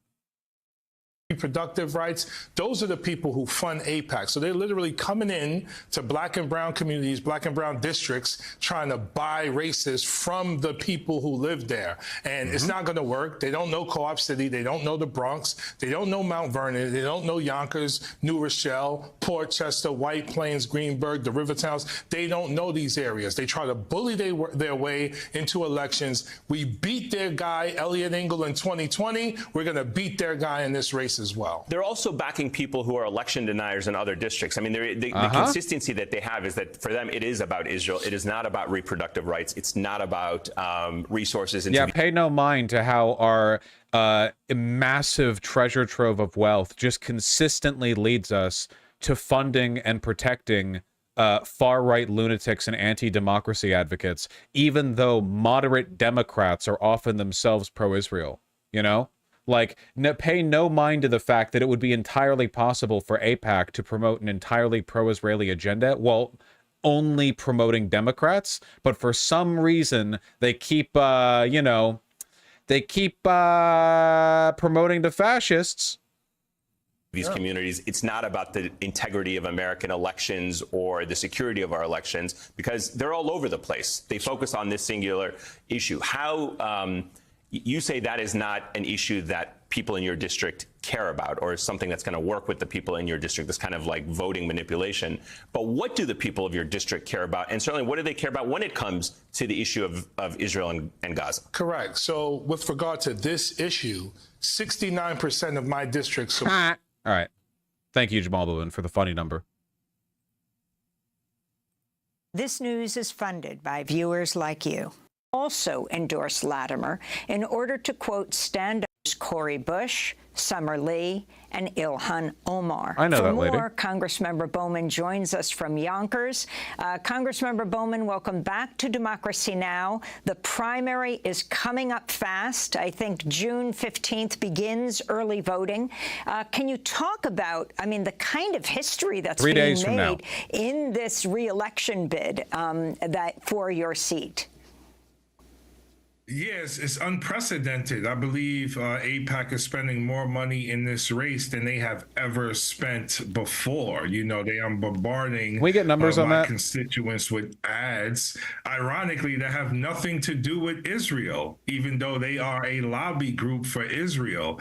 And so it's been overwhelming for the district. The district is actually pretty tired of it and frustrated by it and angered by it, because they know my record. They know what I've done the last 3 years, bringing in over $1 billion to the district, reducing gun violence, investing in mental health and substance abuse, investing in affordable housing, etc. But they also know my work for 10 and a half years in this district as a middle school principal. So for AIPAC to come in and try to hurt my reputation and manipulate people with disinformation and in some cases outright lies is pretty despicable. And it is mainly because I called for a permanent ceasefire back in October, and we have been consistent in calling what's happening in Gaza right now an ongoing genocide. Based. Again, they're using this as a convenient excuse to target Bowman. It's not actually about Israel. They just want a left-wing representative out. They're spending so much goddamn money. It's insane. Y'all gotta show up. Or you're lame. What is this? Mondaire Jones, the gay Democrat that threw Bowman under the bus, showed up at Pride Fest parade, got roasted, 9:56 the video. You don't say. Just asking a question of somebody who wants to be their representative, but watch how he reacted. It's so humiliating. Excuse me? Let's go. Andrew? I was wondering, will you return donations from Donald Trump donors? Do you think it's okay for Republican money to be interfering with Democratic primaries? Excuse me, you're running for Congress and you're not answering? It's a pretty simple question. Are you knocking on doors? That's what canvassing is. Thank you for your education. Have a good day. Will you? It's a very simple question. So you're running for Congress and you can't answer a simple question? Ma'am. Will you return donations from Donald Trump donors? Do you think it's okay for Republican money to be interfering? I don't think they're going to get an answer. $25 million spent. Jesus Christ, it's insane.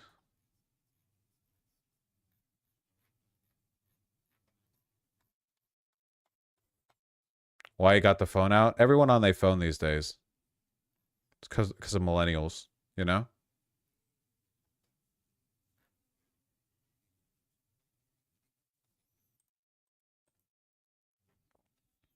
Macklemore made a pro Jamal Bowman ad? I remember seeing that song. Did Macklemore contribute that song for the ad?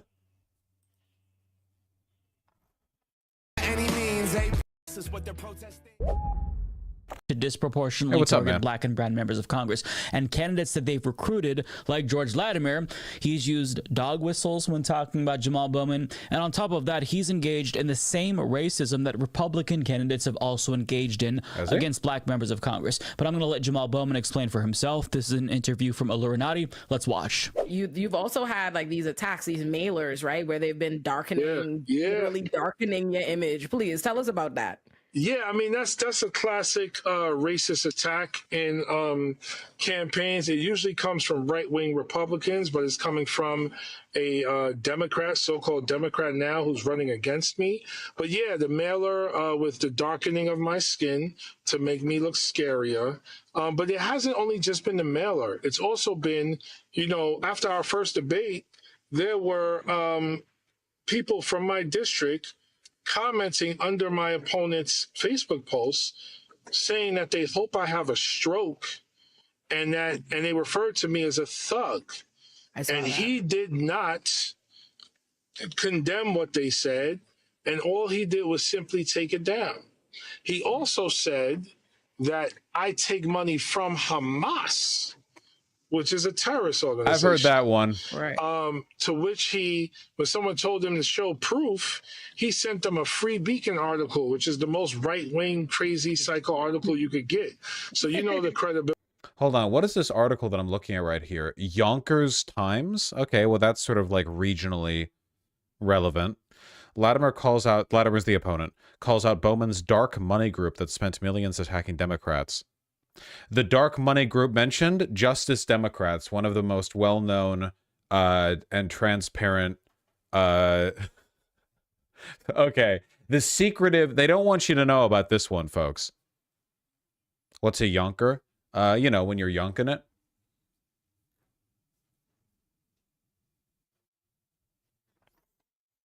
This is a very pro-Latimer article. My God, I haven't seen anything like that. You know what I haven't seen? I haven't seen any people in favor of Latimer. I've seen people in favor of Bowman. I've seen corporations and pundits in favor of Latimer. I haven't seen any people in favor of him.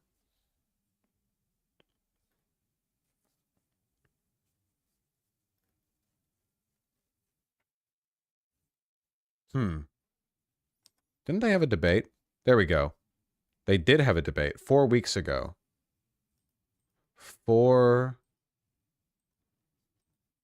Yeah. That Congressman Bowman attacked us at the Capitol. There are clearly so many other critical issues impacting our local County Executive George Latimer. Probably not going to have moderators as good as the previous debate. Thank you, gentlemen, so much for being here and agreeing to take all of our views. This is what a Latimer canvas looks like. Oh, no. Oh, my God.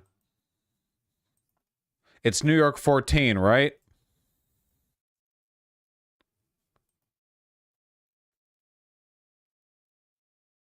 Oh, my God. Do you guys want to know? Oh, it's 16? New York 16? Gotcha, gotcha, gotcha. Hold on.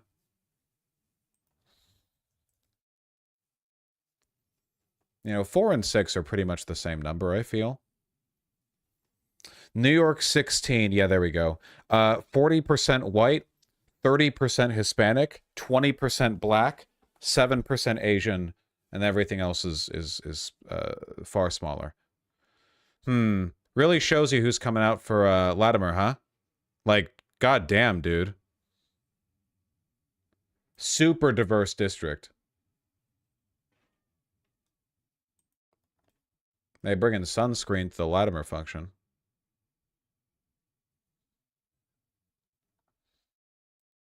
Fewer questions today because we all know local elections lead to national change, and we have so very much to discuss with both of you. So far, this has been a race where the fallout from the Israel... Isn't it mostly suburbs? 38% of constituents in this district lived at or below the federal poverty line in 2010. So my guess is probably no. Like, there are affluent areas. I mean, it says right here in the Wikipedia page, so you can kind of get a feel for where the opposition is. The current 16th district, while still containing impoverished areas, such as some neighborhoods of Mount Vernon, also contain affluent areas, such as Scarsdale and Rye, resulting in a more mixed income demography. And I would bet you anything that those fair-skinned individuals we just saw are probably more in this area. That'd be my guess. List of members representing the district, and because it's in New York, it goes back all the way to 1800. There's Jamal Bowman. There's our guy. Hamas war has taken center stage, and the nation is watching to see the outcome of this primary, your primary, gentlemen. But there are clearly so many other critical issues impacting our local communities as well, like housing affordability and public safety. And a majority of our questions today will come from our News 12 viewers, who submitted over 100 questions over the past several weeks. Some of you here today to ask those questions directly. Welcome, everyone. But first, we're going to hear directly from the candidates themselves, who agreed on the speaking order for this debate ahead of time. That's County nice of them. Executive Latimer, it's time for your opening statement, sir. Thank you very much, Tara. Thank you all for being here today and for those who are watching at home. I'm George Latimer, and I'm running for Congress in the 16th Congressional District. And I'm doing so because I believe this district needs a different focus in the way we send a person to Congress, to work on legislation. Okay, so let's begin with the obvious. Ugly suit, poor shirt, poor combination of tie and shirt. Also, he looks evil, like in like a phrenological sense. Like he looks evil. Like he looks like cast an evil guy. Like sometimes it really is like that, you know? To work on funding of important initiatives that are a priority here in Westchester County. Affordable housing, job growth, climate change, and protecting a woman's right to choose, and dealing with all the myriad of local issues that exist. 4 years ago, the incumbent today ran against a prior incumbent, and he said at that time that the prior incumbent was focused too much on international issues, and that he was not focused enough on I didn't even notice his fucking eye. I mean, his entire face, dog. Holy shit. Honestly, now that I've noticed it, the eye is more charming. It makes him look more dopey than evil. You're arguing for him? Are we making the argument that the eye is actually like a redeeming characteristic? Vosh is so progressive. Oh, you like catch me on that. It's like, oh, you're just saying he's evil because the disability. No, now that I've noticed it, actually, I like him. Thanks the disability. Thank you. You think you're gonna catch me? I'm too fast. I'm woken my way around you, man. Back home, and that he was not connected to the district. Well, we're here 4 years later for an accountability as to who best can represent the people of this district. I know Westchester County intimately, which is the largest portion of the district, and I'm working very hard to learn the Bronx portion of the district, nearby where I grew up, in the south side of Mount Vernon. I hope that over the course of this debate and over the course of the rest of the campaign, we'll talk about the issues that matter, because I've devoted my whole life to public service, to public policy, to substance, not just to style. And ultimately, it's your choice. Your opening statement, Congressman Bowman. Thank you so much. Thank you all for being here, and thank you to everyone for tuning in. I'm Congressman Jamal Bowman, and I've served in this role since January 3rd, 2021. 3 days later, MAGA Republicans attacked us at the Capitol, killing multiple people.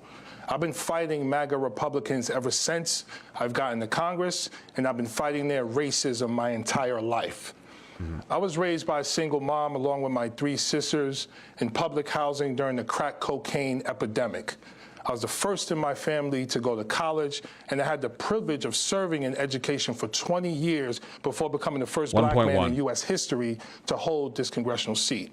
I come from the working class, and I have served the people of this district directly as a middle school principal for 10 years before I decided to run for Congress.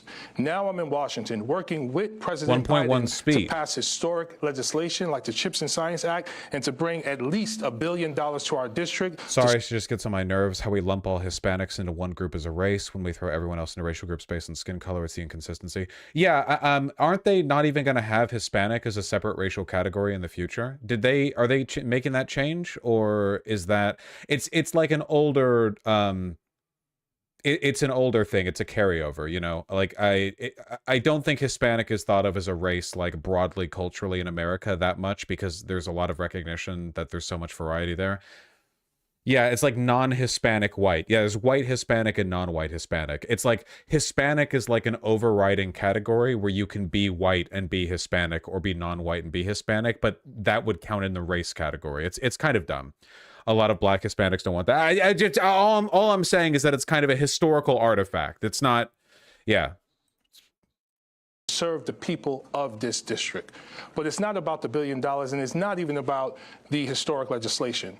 It's about communities in our district that have been the least lost and left behind, communities that continue to be marginalized by lack of action from local government and congressional government, which is why I ran in the first place. We got to deal with the issue of racial justice, inequality, voting rights, climate justice, and all of the issues MAGA Republicans, who my opponent is working with, are trying to take away from us in Washington. This choice on June 25th is about the future of our country and our humanity versus a status quo politics that continues to leave too many behind. Thank you so much. Thank you. Fuck. Latimer's not actually cockeyed. He's just scared to take an eye off the only black guy in the room. Jesus. I hope Jamal uses that one during the debate. He couldn't, but it'd be the greatest moment in American political history. Holy shit! Oh my God! Thank you, Congressman, County Executive Latimer. We're off and running. Let's go. Let's take some questions now, and we will begin with what has been the most prevailing issue in your race so far, the Israel-Hamas war. The conflict has opened a deep divide and led to bitter infighting within the Democratic Party, and now your primary is seen as somewhat of a bellwether of how the war could potentially factor into the general election this fall. The 16th Congressional District, home to one of the largest Jewish communities in America, and also a growing Arab community. And lately, wait, that's crazy. This is also at 209. You realize that, right? The last stream it was at 209. This is 209 in the stream VOD. That's crazy. That's just how it works, you know? It's just like that's the moment. Seen intensity over this issue pouring out onto our local streets and especially our college campuses. Question for you both. Why do you each feel that you best represent the values of the majority of voters in this district? Mr. Latimer, you're up first. I think it's important to understand that in this district, we have a diversity of population, which includes one of the highest concentration of Jewish residents. So this issue of Israel means a lot to people in the 16th district on a very personal, direct way. My sense is a reasonable sense of where we are in a very controversial environment in the Middle East that dates back over many years, not just over the last couple of years. We've seen Israel created 75 years ago as a valid country. It has a right to exist, and it has a right to exist on defensible borders. It has a right to be able to grow and prosper as it has over this period of time. And I do believe in a two-state solution. I think there needs to be a country that is committed to peace if there's going to be a country alongside of it. And that peace has been broken many times in the past. 1948, the War of Independence. 1967, the Six-Day War. 1973, the Yom Kippur War. The Intifada in the year 2000. All of those things are examples of where the peace was broken. Now we come to a position where we want to look for peace going into the future. It takes both sides to be committed to peace. Hamas, in October 7th, went over that borderline, viciously murdered people, and created a horrible situation in which they took hostages. Any future for peace begins with the release of the hostages or the remains of the hostages. And from that point forward, humanitarian aid, a cessation of hostility makes sense. But it doesn't make sense. This is such a bullshit way of opening a debate to begin with, because, again, I'm really sorry, like, to confront the dark reality of American, like, the electorate's behavior. They don't give a fuck about foreign policy, dude. Literally no one in this district is thinking like, wow, I can't wait to replace Jamal Bowman, who is pro-Palestinian, with somebody who is pro. That is not how this works. So the fact that this is being opened with, like, on this level is such an indication this guy's an AIPAC plant. Like, fully, okay, let's make it about this. But, like, what it's really about is just getting a progressive out of office, you know? If we're going to look at this as a one-sided issue, an anti-Israel approach, which the incumbent has taken over this period of time. And it matters in the district because it matters to people who live in this district. Congressman Bowman, your response, please. I've said since 2019, I believe in a two-state solution, and I believe in Israel's right to exist. I actually went to Israel way before October 7th to learn more about what's happening in Israel on the ground. I went to East Jerusalem. I went to the West Bank. I saw the Iron Dome. And probably the most moving experience I had when I was there is when I went to Yad Vashem and saw the Holocaust Museum. So I've been working since I've gotten in to learn as much about this issue as possible so that we could work work towards a two-state solution, not just give lip service to a two-state solution, which is what people have been doing for several decades. Regarding the current situation, I align myself with Senator Chuck Schumer. Benjamin Netanyahu should not be the leader of Israel at this time. He is causing more harm to Israel than good, and what's happening in Gaza, it's been taken to court because it may come up as being proof of war crimes against the people of Gaza. 100,000 dead or injured, the majority women and children. We have to speak out about that, because going after Hamas in this way is not going to end the cycle of conflict that has been going on for 75 years. We can have a free Palestine and fight anti-Semitism, and that's what we need to do here, not just through rhetoric, but through education and connecting communities. Congressman, let me ask you a quick... Obviously, like, objectively a better answer, and one more aligned with factual reality. The crazy thing, too, is that because in reality, like, the American electorate don't really give a fuck about foreign policy in terms of why they vote for their candidates, like, what is he going to say? What is Latimer going to say that can test this in any meaningful way? The thing that AIPAC is ostensibly going after Jamal Bowman for is the fact that Jamal Bowman is sympathetic to the Palestinian people. But so are Democratic voters, meaning that Latimer can't come out here and rep the official AIPAC position, which is let them bitches die, who gives a fuck. Latimer can't come out here and say, like, well, I think that Jamal Bowman's statements of sympathy to mulched infants are horrible. He can't do that. So what does he say? What does he say? What is he going to call him anti-Semitic for? They both, you know, two-state solution or whatever. Like, what are you actually going to go after him for?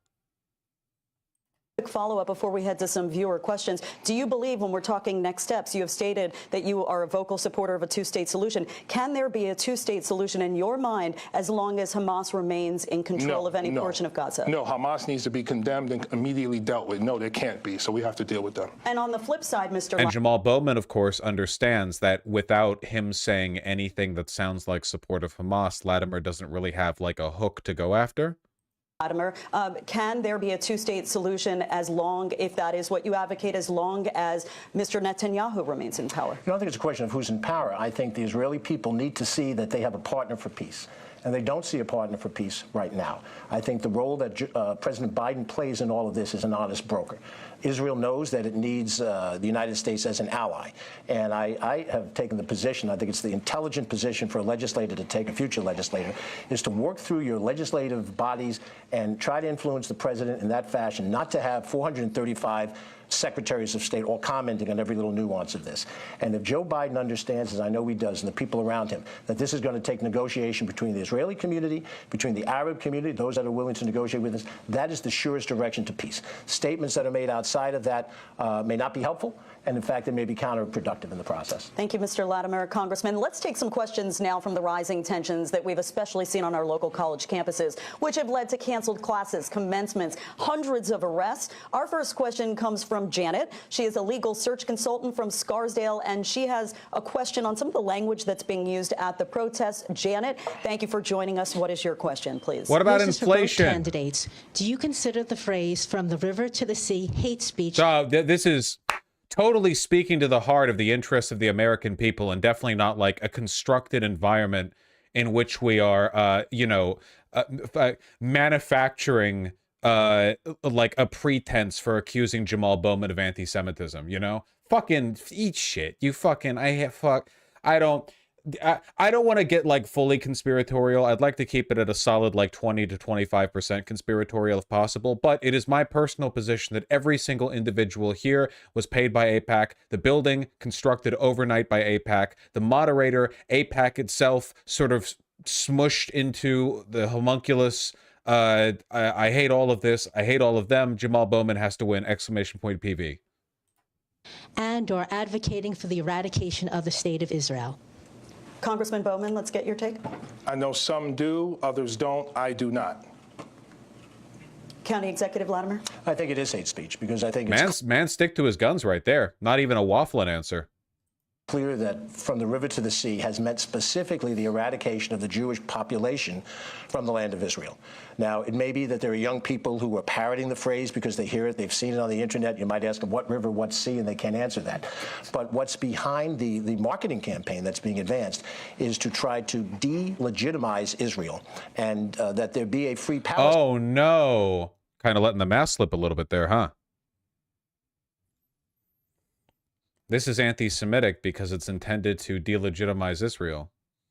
Palestine is a hopeful sign, but it has to accept the fact that there's an Israel there as well. And I don't believe that that speech, that the chanting "Free, Free Palestine" is meant to reach that point. I think it's meant to put the Israeli people in a negative light and ultimately to eradicate them from the state of Israel.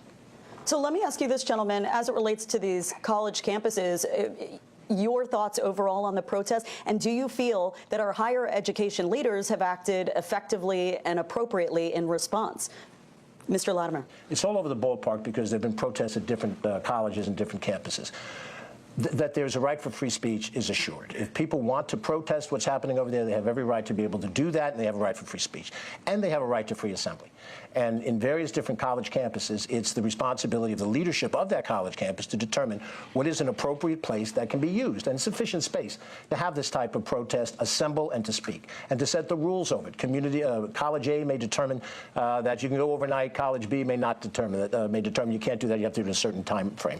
But the bottom line is those decisions get made, and it is important for the protesters to understand that they stay within those boundaries as fairness. We have to move on. Congressman Bowman, your response, please. If we didn't have free speech in this country and the right to peaceful assembly, we may still have enslaved Africans in our nation. We may still have Jim Crow. We still got to fight for women's rights, but we would have even less than we have right now. We wouldn't have LGBTQ rights in our country. Free speech, First Amendment of the Bill of Rights, is a bedrock of our democracy. I visited Columbia University. I went to the encampment. I met with students there so I could learn more about their perspective, their position, and what's happening there.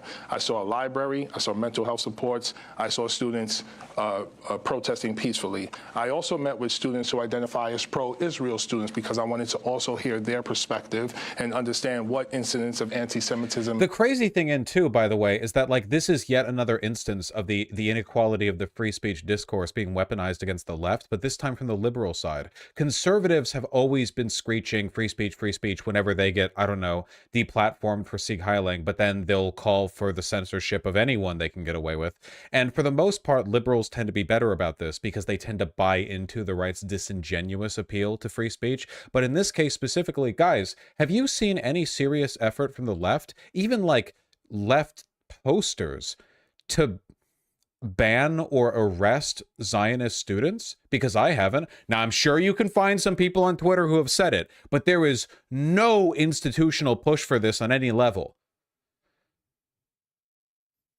Meanwhile, with regards to the pro-Palestinian students, UCLA is still probably hurting from the crackdown. I mean, it's crazy. Free speech, unless you're not already the dominant hegemonic group, I guess.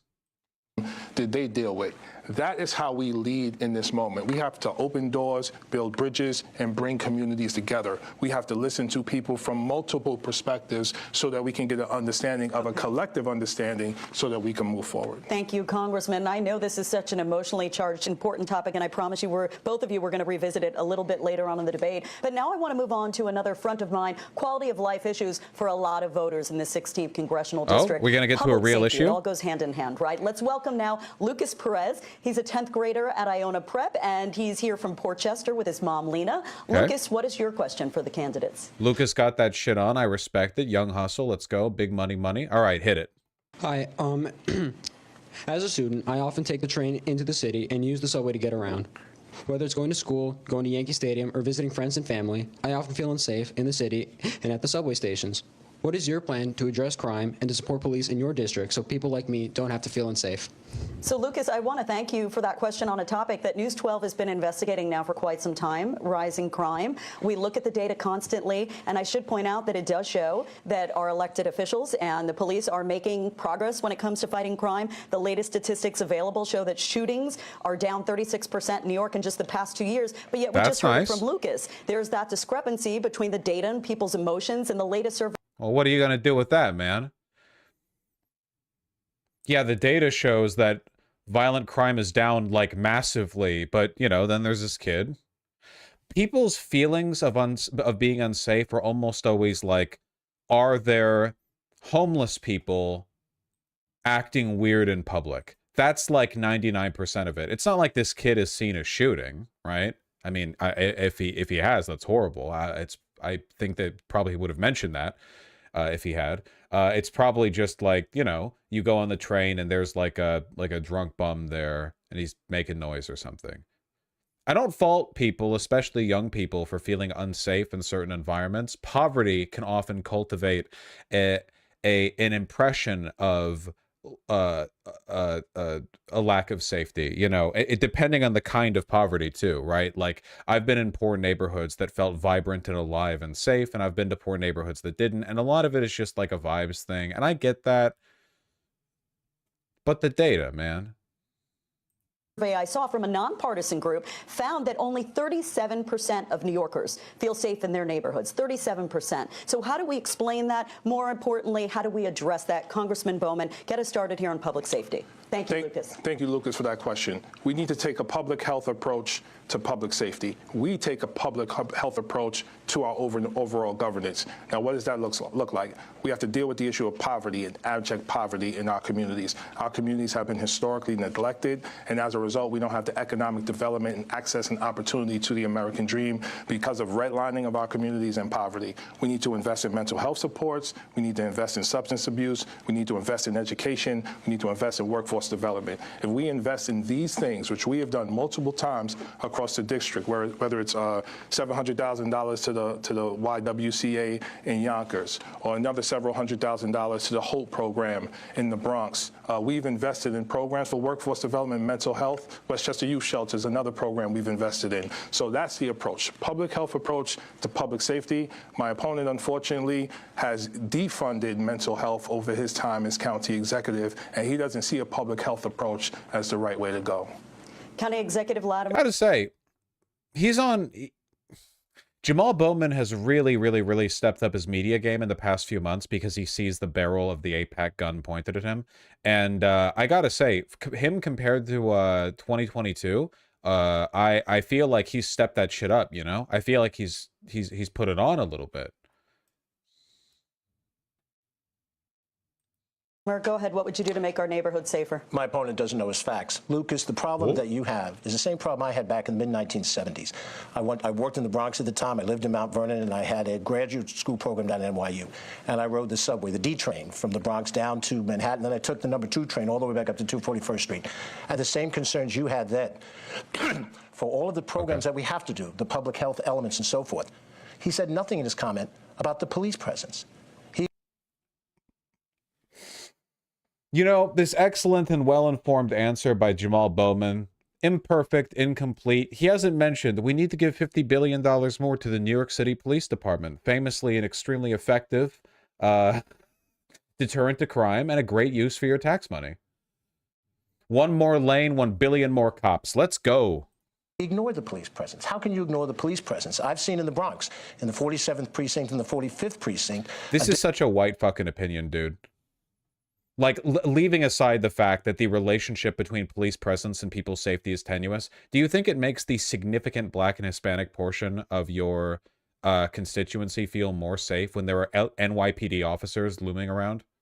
The guys who murdered Eric Garner, and then when the mayor said, hey, maybe you shouldn't do the chokeholds you're not allowed to do anyway, they all fucking protested and didn't do their job for a bit, and then crime went down anyway?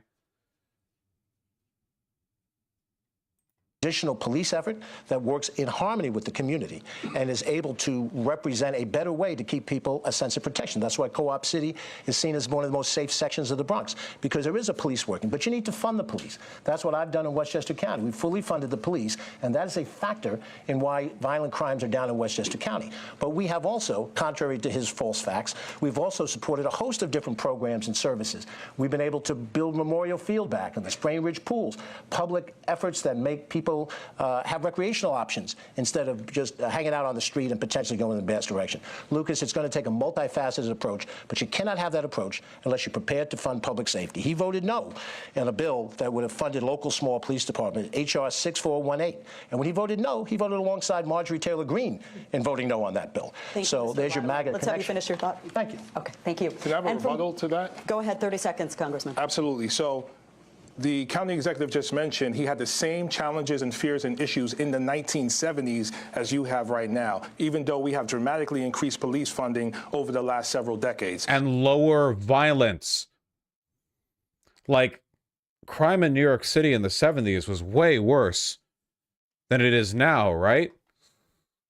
So within that decade, those decades, that period of time, we still have the same challenges because all we've been doing is funding police. And police will tell you themselves. I've met with law enforcement, I've met with ATF, NYPD to understand what their work is like and what their needs are. They'll tell you they need more supports in these other areas because all they're doing is arrest and rearrest and rearrest. We have a recidivism problem in our country, and mental health substance abuse helps to deal with that. Memorial Field is a field. It's not investing in mental health. Okay, we have to move on now from public safety to some pocketbook issues. We know the inflation fight is still far from over, as evident by the Federal Reserve just announcing their decision to leave interest rates as is. And many New Yorkers tell us, they tell you both, it's getting harder and harder to live here in this district. So we've got a viewer question now from Emmanuel Finlay. He immigrated to the Bronx from Sierra Leone back in 2000, and he tells us that finding affordable housing has been a struggle ever since. Emmanuel, go ahead. This for both candidates. What will the New York City Police Department currently has a budget of $5.8 billion, which would place it as the 38th most well-funded military in the world. Jesus. So that means it's up there with the military of Thailand, a military dictatorship. That's cool, man. Whatever. Whatever, dude. Yeah, that sounds about right. The Thai military was able to take control of an entire nation. What has the New York City Police Department done, I ask you? They spend $500 million just on police brutality cases every year. You mean like on settlements? Like paying off the families of the people they brutalize and kill? Yeah. candidates do to take care of Americans and legal residents living in New York? And will you be willing to champion and pass a law requiring the government to provide a detailed breakdown of how it spends our tax dollars? George Latimer, we know that this is a problem that extends beyond Bronx borders to here in Westchester, where the average selling price of a home just surpassed $800,000. So let's have you detail your plans on this front. Well, Emmanuel, we have a detailed breakdown of how we spend public money in Westchester County. It's called the county budget. It's online. I'm happy to walk through it with you so you can see these different things. If the issue is affordable housing, Westchester County, under our administration, has helped incentivize 3 times the amount of affordable housing that existed in the prior administration. And Westchester has done more for affordable housing than any suburban county outside of New York City. I don't have authority in the city of New York, but where I have had authority, we've expanded affordable housing. Don't take my word for it. Look at Mayfair projects over in Greenburgh. Look at the Saw Pits Center in Portchester. Place after place after place where we've added affordable housing where it didn't exist before. We've also made buses free during the summertime here in Westchester County. That has still not yet come to New York City or other parts, but we went ahead and we did that. We've also suspended sales tax on home heating costs over the course of the prior winter to try to make it more affordable for people. So I think it's important to understand that under my leadership, we've done positive, substantive things, not just talk about things. That's time. Thank you, Mr. Latimer. Congressman Bowman, what actions would you take on this front? Housing is a human right. We are living in a housing crisis across the country, and Westchester County embodies that crisis as much as anywhere else. People cannot afford to move here, to live here, to stay here. My opponent has been the county executive in control of a multi-billion-dollar budget. He could have done a lot more on this issue of affordable housing, and he's not. Whether it's related to his governance, his budget, or leveraging the privilege of his position. He is the executive. He makes the decisions. Members of Congress have to work with 534 other people to get a law to the president's desk. 2/3 needed in the Senate. We wrote a letter to President Biden not too long ago with Elizabeth Warren asking the president to do more, take executive action on affordable housing, and he did just that, capping rents with certain federally backed mortgages so they don't raise by more than 10% within a year. That's action we've taken directly. I'd like the opportunity to rebut if I may. 30 seconds. Go ahead. Thank you. The congressman has done a lot of letter writing and a lot of talking. We've actually produced affordable housing on the ground. When he said he could have done a lot more. Obviously, I can't really weigh in on this because it's kind of dependent on the facts of the matter, and I'm not going to investigate the specific, like, respective housing policies because I don't care how much. Canvassing for Jamal Bowman in, like, fuck, 9 days? 9 days. I better see your guys out there, your asses out there too. I'm gonna get a big ass fucking cheese wheel. 10, 9, I guess. And it's 10. I have to get there a day earlier. You know, set up stuff. You know how it is.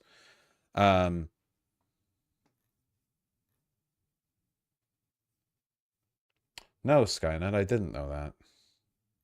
Have you talked to Bowman? I've been feeding him all the answers. That's why I'm so proud of this debate, Bowman's performance, because it's my performance. I was there, giving him all the answers. Me. When he said we could have done a lot more, let me tell you what he could have done. He could have been inside the Region 3 offices of Housing and Urban Development. He could have been using his power as a congressman to lobby to get more Section 8 help for Yonkers and Mount Vernon North. He didn't do that. Excuse me. We've done that. Excuse me. Madam Moderator, would you please? If we could speak one at a time. No, this is my opportunity to speak. Pussy! I would like to bitch! Mods!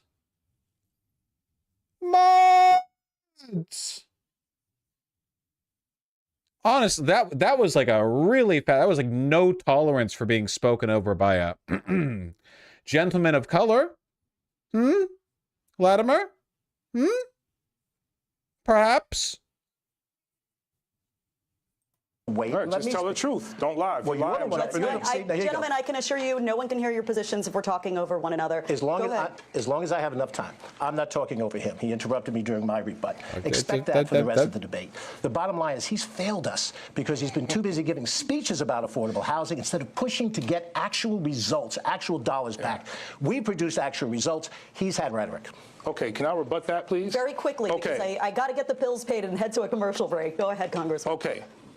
If you're African American in our district or Latino, you are more likely to live in abject poverty. You are more likely to not be able to afford housing in Westchester County.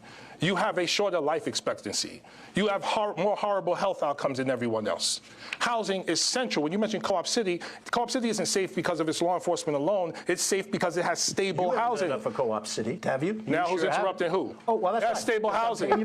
That's stable housing, right? We brought $100 million to Co-op City when we first represented it in the refinance. Congressman, I apologize. I've got to go to commercial we can keep break. It going. I think we've spent a lot of time on this. I got to take a quick break, and we'll have much more on what has clearly already become a very spirited first debate for the candidates squaring off in the 16th Congressional District covering Westchester and the Bronx right after this. No commercial break.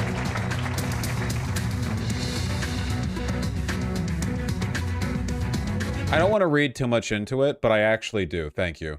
Yeah, that's the sensitivity right there. I don't know, like the vibes, man. You with me? You with me on it? Latimer? We got to beat this guy. We got to beat this guy. All right, move it along. Are they going to cut? They're going to cut? We're going to see a cut? Okay. All right, yeah, okay.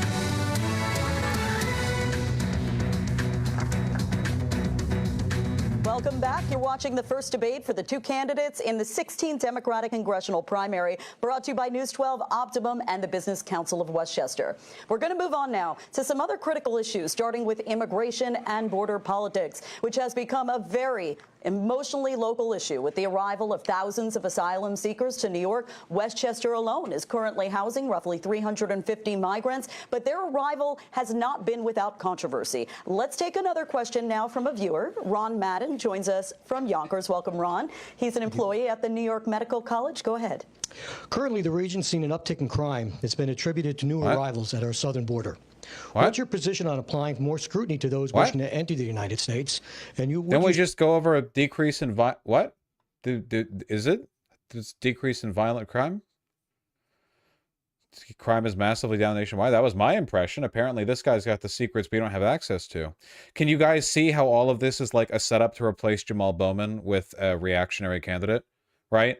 Like, the positions that they're arguing over, the questions that are being fronted are the right-wing jab at Jamal Bowman. They're the, like, yeah, this is the southern border. It's fucking New York, man.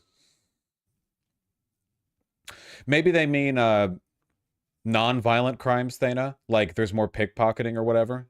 I don't know. I mean, whatever the case is, like you can see why these questions are being asked in the way that they are, right? Like, doesn't this feel in a lot of ways like a slightly more left-leaning version of a non-primary debate, of a general debate?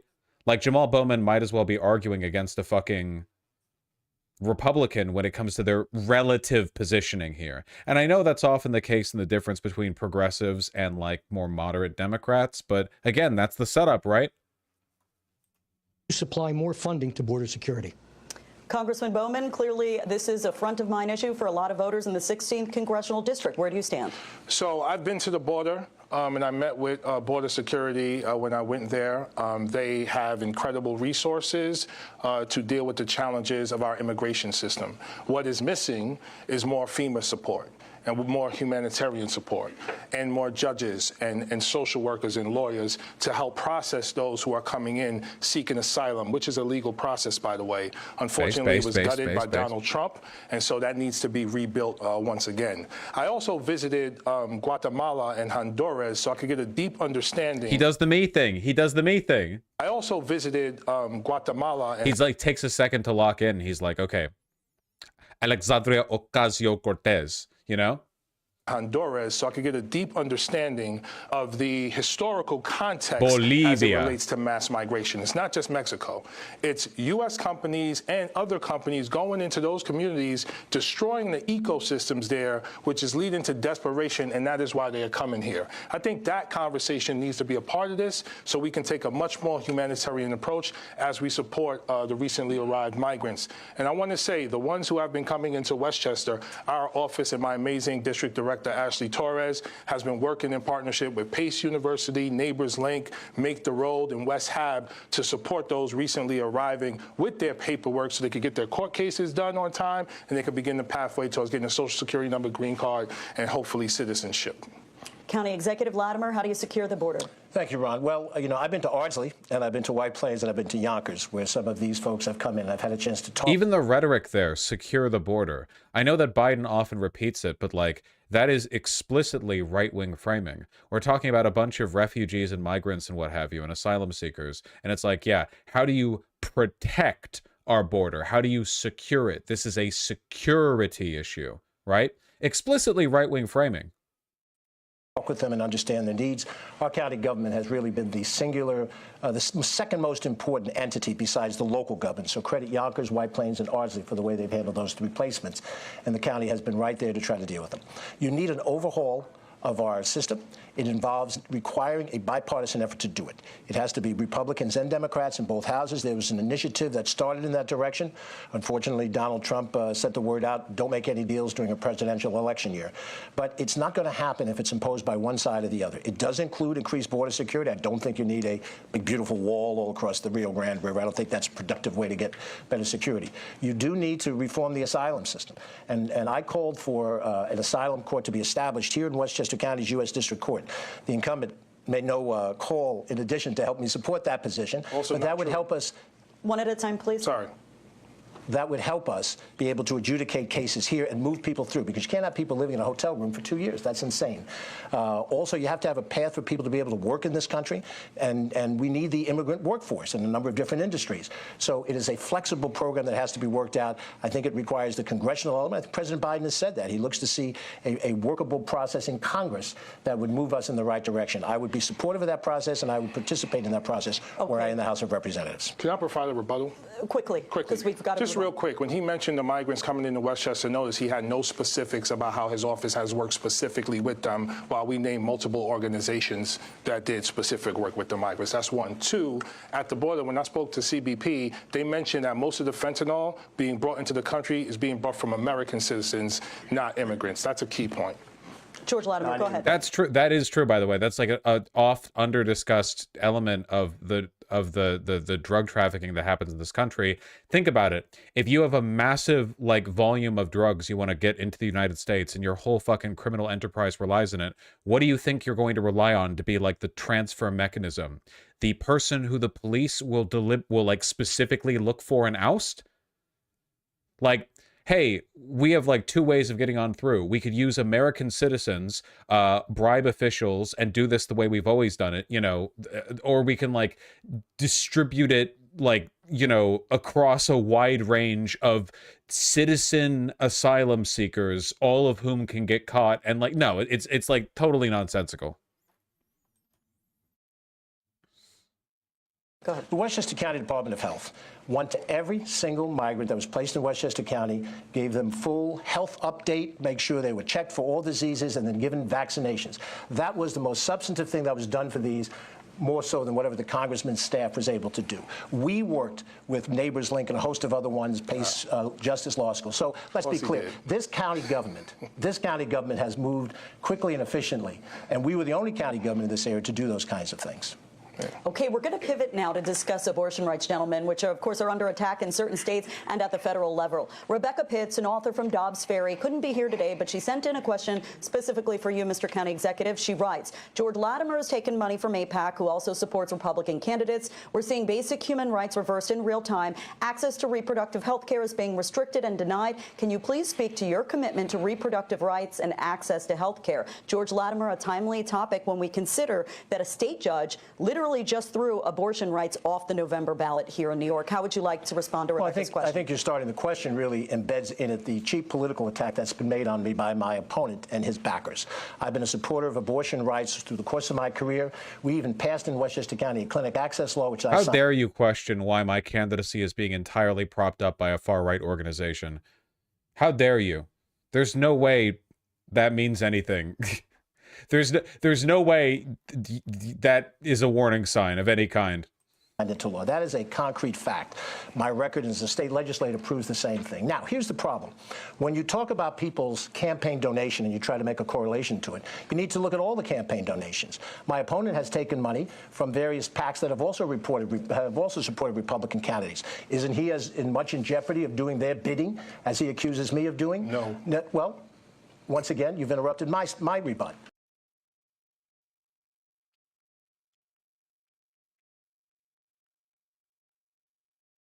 Oh my God. The bottom line is this. Look at the actions of the individual. My actions prove who I am for 35 years, and your actions prove that you have a lot of talk, but not a lot of results. You're the #1 recipient of AIPAC money in the country. And why do you think that AIPAC is funded by right-wing Republicans who want to destroy our democracy. AIPAC is funded. Right-wing Republicans like Paul Singer and Bernie Marcus who are attacking abortion rights across the country. This is my 90 seconds. I would like my. Well, you could do your thing. One at a time. I don't think it's productive if we speak over each other. Take as much time as you want. I got you. Well, thank you. I got you too. AIPAC supports Hakeem Jeffries, Greg Meng, Richie Torres, Adriano Espaillat, and most of the Congressional Black Caucus. So he would have you believe that AIPAC, which is in one particular policy area, support of Israel, which he does not support Israel, that's the basis for their support to me. My position on choice has been clear and consistent over a long period of time. He's striving mightily to create a record, and if he had a stronger record as congressman, he wouldn't have to attack me. He wouldn't even have to mention my name. But the bottom line is he has a weak record as a congressman. That's why he's attacking me.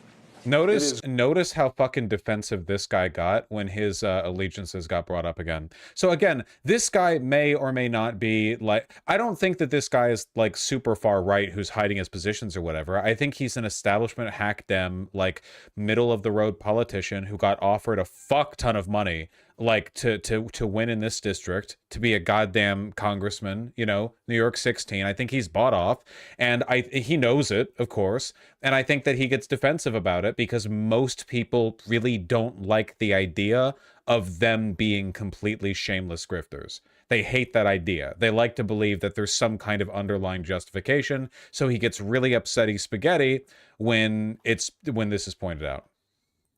Grace Meng and Greg Meeks. Okay, that's who you meant to refer to, number one. Number two, there's one candidate on this stage endorsed by Planned Parenthood, the #1 abortion rights organization in the country. And there's one candidate endorsed by Westchester Coalition for Legal Abortion. One candidate. Do your thing. When the Supreme Court overturned Roe v. Wade, we advocated for the impeachment of Clarence Thomas and Supreme Court reform, because we have to do everything in our power to get back against the MAGA Republicans who support my candidate and who are trying to take our election. I work in Washington on a consistent basis. I deal with these people. You don't have any idea what they are trying to do. I was there during the insurrection. So when we talk about reproductive justice, women's rights, racial justice, economic justice, I've been governing in that way with the people since I've gotten into Congress. I also want to say this. Everybody remember Robert F. Kennedy's speech after Dr. King was killed? What about Sojourner Truth's speech, Ain't I a Woman? My opponent continues to paint me as someone who is all rhetoric. Rhetoric creates movements and grassroots organizing that leads to American revolutions. That is what we need in this moment. We need rhetoric and results. We have both. Go ahead, 30 seconds. We need results. We need a person who's committed to getting things done, not just rhetoric. My opponent uses his seat as a platform to give speeches. He puts himself in the same category as Dr. King and Sojourner Truth. He's a congressman. Super disingenuous with this. Like, obviously the point that he made was objectively correct. He's being disingenuous with this retort. Representing the 16th district, who has spent more time giving speeches, and I might add, in Northern California, speaking in Michigan, all across the country, and he doesn't even know the name of the mayor of Rye Brook. Doesn't know the name of the mayor of Harrison, or the name of the mayor of Irvington. I don't know those things either. That's the difference between being vocal and being local. And a local candidate who will do the things that this district needs for it and stand up for social justice at the same time. You know what? You know who I know?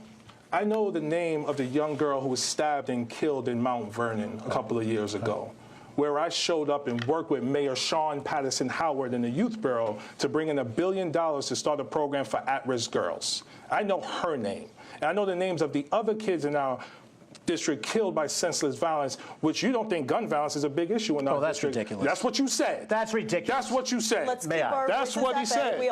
That's what he said. And that shows you how he has neglected Yonkers and Mount Vernon and New Rochelle, and where the black and brown people live in poverty in this district and struggle with gun violence. He said it's not a major issue.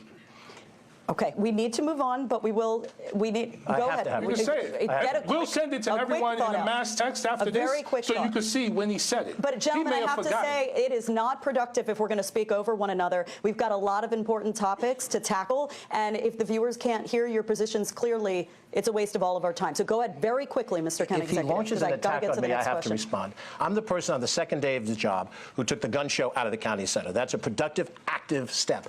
I voted in the state senate for the SAFE Act, which limited what could be sold in weaponry. So he's talking soup. That's two things. You've been in office 35 years. You've been the county executive 7 years. The gun violence that happens in our district comes from guns that are trafficked into our district. Not at gun shows. My turn. Do you see why he's an ineffective congressman?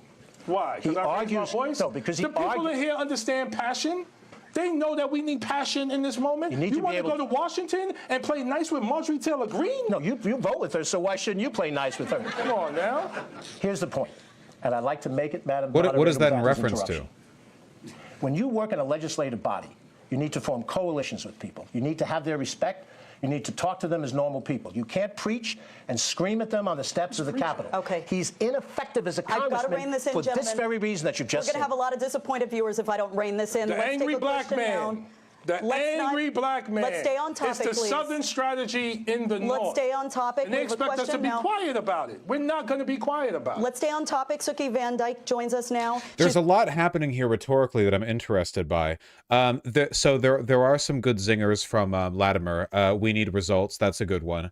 This feels less helpful. Well, it's so what Jamal Bowman here is banking on is the idea that his opposition is a paid, bought-off hack, and that he is an actual passionate advocate.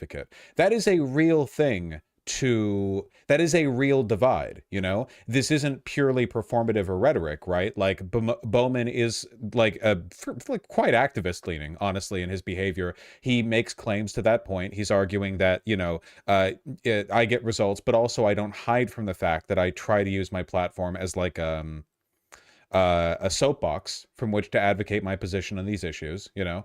And I think that what Bowman is doing here is trying to juxtapose himself against the well, maybe it sounds like a bit of a reach, but honestly, a lot of this does kind of feel like white moderate rhetoric in a way, where you have like the quote unquote like sensible, sane, professional white man who's, you know, like, all right, your high-minded, like, activist ideals have gone far enough. Like, we need results, actually, and that needs moderation, and moderation means being a little bit more quiet. And in a way, I think it's not a one-to-one, but I think that vibe is there, and I think that Jamal Bowman has identified that and is leaning into it. And the question is going to be whether or not the people who view this are sympathetic to his identification of that, or whether or not they're going to think that Jamal Bowman is doing like unfounded race baiting. Does that make sense? You know? Is a writer from Rye and has a question for us. Hi, this question is for Representative Bowman. As a former school principal, you know how important role models are in our society. But as a member of Congress, you pulled a fire alarm when there was no emergency. We try to teach our children to be thoughtful with their actions, to not overreact when they're frustrated, and to take responsibility for their mistakes. Shouldn't we expect the same from our members of Congress? Of course. You know, just a totally normal audience, guys. Definitely not like, you know, just a completely ordinary audience, a completely ordinary debate setup. You know, definitely no chance at all of this whole thing being a constructed environment. Of course, as soon as I pulled the fire alarm, I immediately said it was an accident, which it was. Like, honestly, man, Jamal Bowman is stronger than me. Like, in response to that, I would fully just be like, you've all been paid to be here. Like, fuck, like, Jesus Christ. I immediately took responsibility for it right after the fact. See, this is, talk about tactics, this is something that my opponent wants us to focus on instead of focusing on my record. 50 bills, amendments, and resolutions introduced in Congress. First time in history, we passed a resolution condemning the white supremacist Great Replacement theory, which is anti-Semitic and racist. We worked with President Biden to co-write the CHIPS and Science Act, which focuses on community wealth building and worker cooperatives. We even helped the county in applying for one of the grant programs as it relates to regional tech hubs, which the county is now involved in. As I mentioned, we brought in way over $1 billion, including the several billion as part of the American Rescue Plan when I was Vice Chair of Education and Labor as a freshman to make sure that the education investments were focused on equity in our district. So let's focus on results versus the lies. Thank you, Congressman. George Latimer, any response to all If you want this? to focus on results, I was a freshman state senator in the minority, and I got 6 bills passed. He's gotten no bills passed. Let's go back to the fire alarm. I just named 2 bills we got passed. You didn't pass them. They weren't your bills. The bottom line is this. When he pulled the fire alarm, he said it was an accident. Did you see it? It's a disingenuous comparison to make anyway, because you can get stuff done in the state legislature, whereas in Congress right now, how many bills get passed in Congress, guys? Yeah, exactly. Nothing. And the only bills that do get through are the stuff that's so bland and obvious and bipartisan that they need to go through and nobody disagrees with it. It's like the stuff that gets through right now is like basic status quo billing. And there is absolutely no possibility right now of an environment in which like an engaged, enterprising young progressive like mobilizes the legislature and gets like a bipartisan consensus on a left-leaning bill. That it hasn't been like that for decades. The argument of like, oh, this person hasn't gotten anything done, like, because look at the bills that they have drafted and like what got passed, like it's not really a relevant metric, I don't think, unless you're a moderate. If you're a moderate, there's no excuse. Shape up. The video shows him walking in with purpose, removing signage off the crash bar. Look at the video. Don't look at his act on the stage. He turns, he comes back. This is how constructed the environment is. They are literally actually trying to make this a thing with the fire alarm, something only Republicans did. Only Republicans. Literally just that. Like, this is not a moderate Democratic position.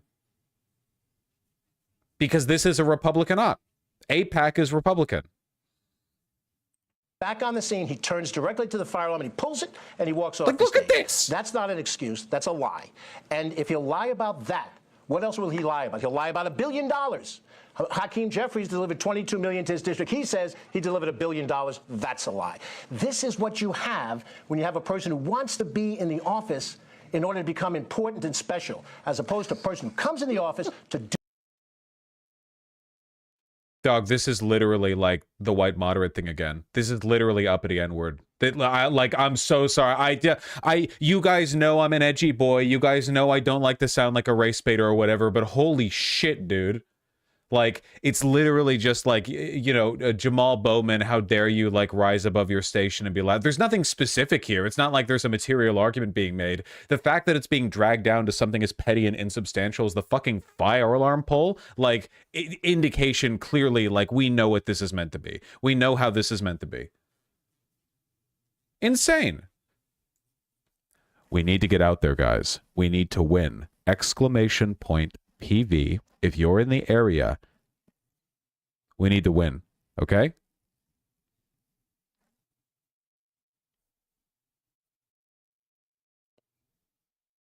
Do the job of a congressman in legislation and funding. By the way, if I was such a horrible person, Hakeem Jeffries would not have endorsed me in this race, along with all of Democratic leadership, including Whip Clark. Not Hillary Clinton. Not Hillary Clinton, Mr. Bowman. Hillary Clinton, well known for being liked and effective, endorsed Latimer. And Pete Aguilar. Okay. I still got some time for a rebuttal. Go ahead. So I don't know why it's so easy to trick you. First, they put out a still image to weaponize it. Then they put out a second video, but they never put out the other video of me running to vote, which would have been proof that I freaking did it by accident. I was trying to go vote. But that's fine. You can say whatever you want. It's all good. Let's keep video, going. Dude, video yeah, you saw the video you saw. I understand. I appreciate that. Just like I saw on Instagram that you said gun violence is not an issue in Westchester County. I never said such a thing. Okay, all right. All right, we're going off topic now, and I do need to pivot to another crucial issue. We're going off topic, the topic being the fire alarm poll. You know, let's keep it, like, folks, let's keep it classy. Let's stick to the relevant issues. Come on, guys. Come on. You know, let's talk about something else. Jamal Bowman, you're fat. I want to work with that. Latimer, you have 15 minutes. Go. What's this? It's a bread and butter issue in all of our districts' infrastructure. Our News 12 investigative team has spent the past 2 years digging into data for our Failing Foundations project, and the big takeaway was that our infrastructure is aging, crumbling, it's in desperate need of repair, and it's beyond just our roads and bridges. We're talking our electric grid, our cyber infrastructure, even our water systems are some of the oldest in the United States. Let's take a question now to tackle this critical issue. A retiree from Yonkers, Maria Rondonza, joins us now. Maria. All right, folks. Lock it in now. What do you think? Real question from real person or insane, unhinged right-wing plant? Yeah, what is your question for the candidates? Okay, both of you would be able to answer this because both of you are involved in this. Because both immediate vibes, real person. Immediate vibes, real person. Both of you have given funds to Westchester and our thing. Can we, the citizens of this area, get a more transparent breakdown of the programs getting funds? I'm not seeing any money being spent to help taxpayers directly. Infrastructure as one. Roads are terrible. Water filtration systems, flooding caused by development that doesn't acknowledge flood risk. The most normal person, the most normal voter at one of these is the person who is 70 plus, and when their time is up and they ask the question, they're like, why the fuck is there a pothole on 58th right outside my driveway? No matter how I back out of my parking spot, the wheels hit it every time. Like, I've tried even backing into the space, but even if I drive forward out of it, it's still like, that's the most normal voter. That's the most real human. Everyone else is fake. Where's the emphasis on my area? George Latimer, how to tackle this regional issue that impacts us so much here at home. At News 12, I've lost track. She mentioned flooding, how many flooding events and extreme weather events we've covered in recent years. What is your plans to make us more Let's try to narrow this down because there's so many different issues that fall under infrastructure. Westchester County has a budget, Maria, and you're welcome to see it. We're happy to meet with you and go through in detail. What are the projects that we have? $400 million this year, similar amounts the last number of years. We have fixed so much infrastructure, Sprain Ridge pools, Memorial Field, North and South County County trailways, improvements in our sewer treatment plants, improvement in a host of different things that we in Westchester County have responsibility for. You want to see roads that are being improved? Mamaroneck Avenue from the southern part of White Plains. Mayor Tom Roach is here. From the southern part of White Plains all the way down to Mamaroneck Village, a project that the county tackled 20 years in the making. We come in, we got it done. Theodore Friend, Midland Avenue, and we have projects coming up in this year, bridge on Route 22. All of those projects represent our hard commitment to infrastructure, and we don't vote no and then claim that we actually support infrastructure. I'm being told time is up. You have 1 minute in response, Congressman. So the Yonkers sewage treatment plant, the Lake Isle Dam, new economic development in Mamaroneck, sewage in Rise, sewage in Mount Vernon. We have brought in resources to invest in all of these areas and many, many more. But infrastructure is not just about hard infrastructure without climate justice. We need climate justice. We are living in a climate emergency. The storms are more severe. Maybe a bit too big of an answer. It's not untrue. I think it might be a little bit too big of an answer for the proportion of the question. They're more consistent. That's why we have the flooding that we have. We worked with Senator Schumer to bring in $88 million to Mamaroneck after Hurricane Ida.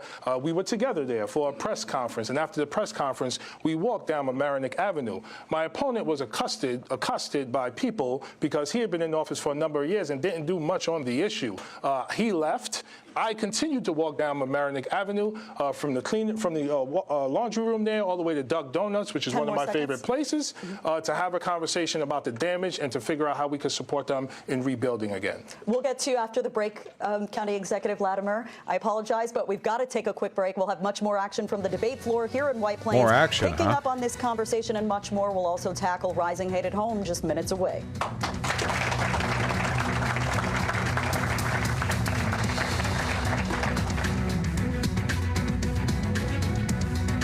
This is always, these debates are always difficult from a rhetorical perspective because you are a federal congressman. Like the policy, the stuff that you manage, it's at a national level, but you're trying to get like the local people to vote for you. And it's difficult because like Jamal Bowman isn't really a representative of the 16th. It's like when people say bullshit like their senator reps their state, which I mean sometimes, but for the most part, like you're kind of in there at a federal level, you know, especially with how ineffective Congress is these days. It's not like a lot of bills get passed. I mean, you spread the money around a bit, but all the way down to 16th, it's difficult. You know, what can you promise? What can you get away with promising even when you're mostly caught up in the national level politics? You know what I'm talking about? Hopefully you understand. Cut to the next. Welcome back. We're quickly running out of time here at the first debate for the Democratic candidates of the 16th congressional primary. We last left off talking about infrastructure. County Executive Latimer, you wanted a quick rebuttal. Go ahead, sir. Yes, in the Mamaroneck flood situation, Westchester County has put $17 million in our budget, and we have legislation prepared to pass the legislation. Put that $17 million towards actual project work. The state has done the same thing with their $27 million. The congressman takes great pride for having reauthorized $88 million, which was done originally by Elliot Engel 7-8 years ago. That money is not forthcoming. I don't know that we'll see it. So the state and the county are moving forward. The people that I talked to in Mamaroneck know me. We've worked together on this project, and they have confidence that if I say we're going to do this, we're going to do it. They don't have any confidence in promises that money's been delivered when it actually hasn't shown up. Okay, so we're going to dive right in now to another crucial issue impacting our local neighborhoods, rising hate. News 12 has been tracking the data through our ongoing Hate at Home project, and it shows that bias and hate is surging against all religious and racial groups right now, but especially when it comes to anti-Semitism, which the FBI claims has reached now historic levels. Many students are concerned, students that include a 13-year-old from right here in Westchester County. Wow. Hey, you know, just what a coincidence. In the audience, we actually have a anti-Palestinian Zionist student or whatever who thinks that the violence in college campuses has gone too far. I mean, we already talked about the student protests. It's very important that we keep talking about it, even though this debate happened. Okay, 4 weeks ago. It would have been a more like immediately pressing issue back then. But nonetheless, Henry is joining us now with his dad. Thank you for being here. And go ahead with your question for the candidates, Henry. When I read the news, I see so many... Fuck you, you fucking... Look at your fucking hair in your...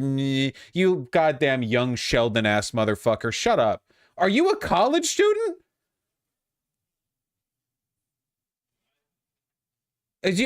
Are these not college campus? How old are you? He's 13. Oh, they said he's 13.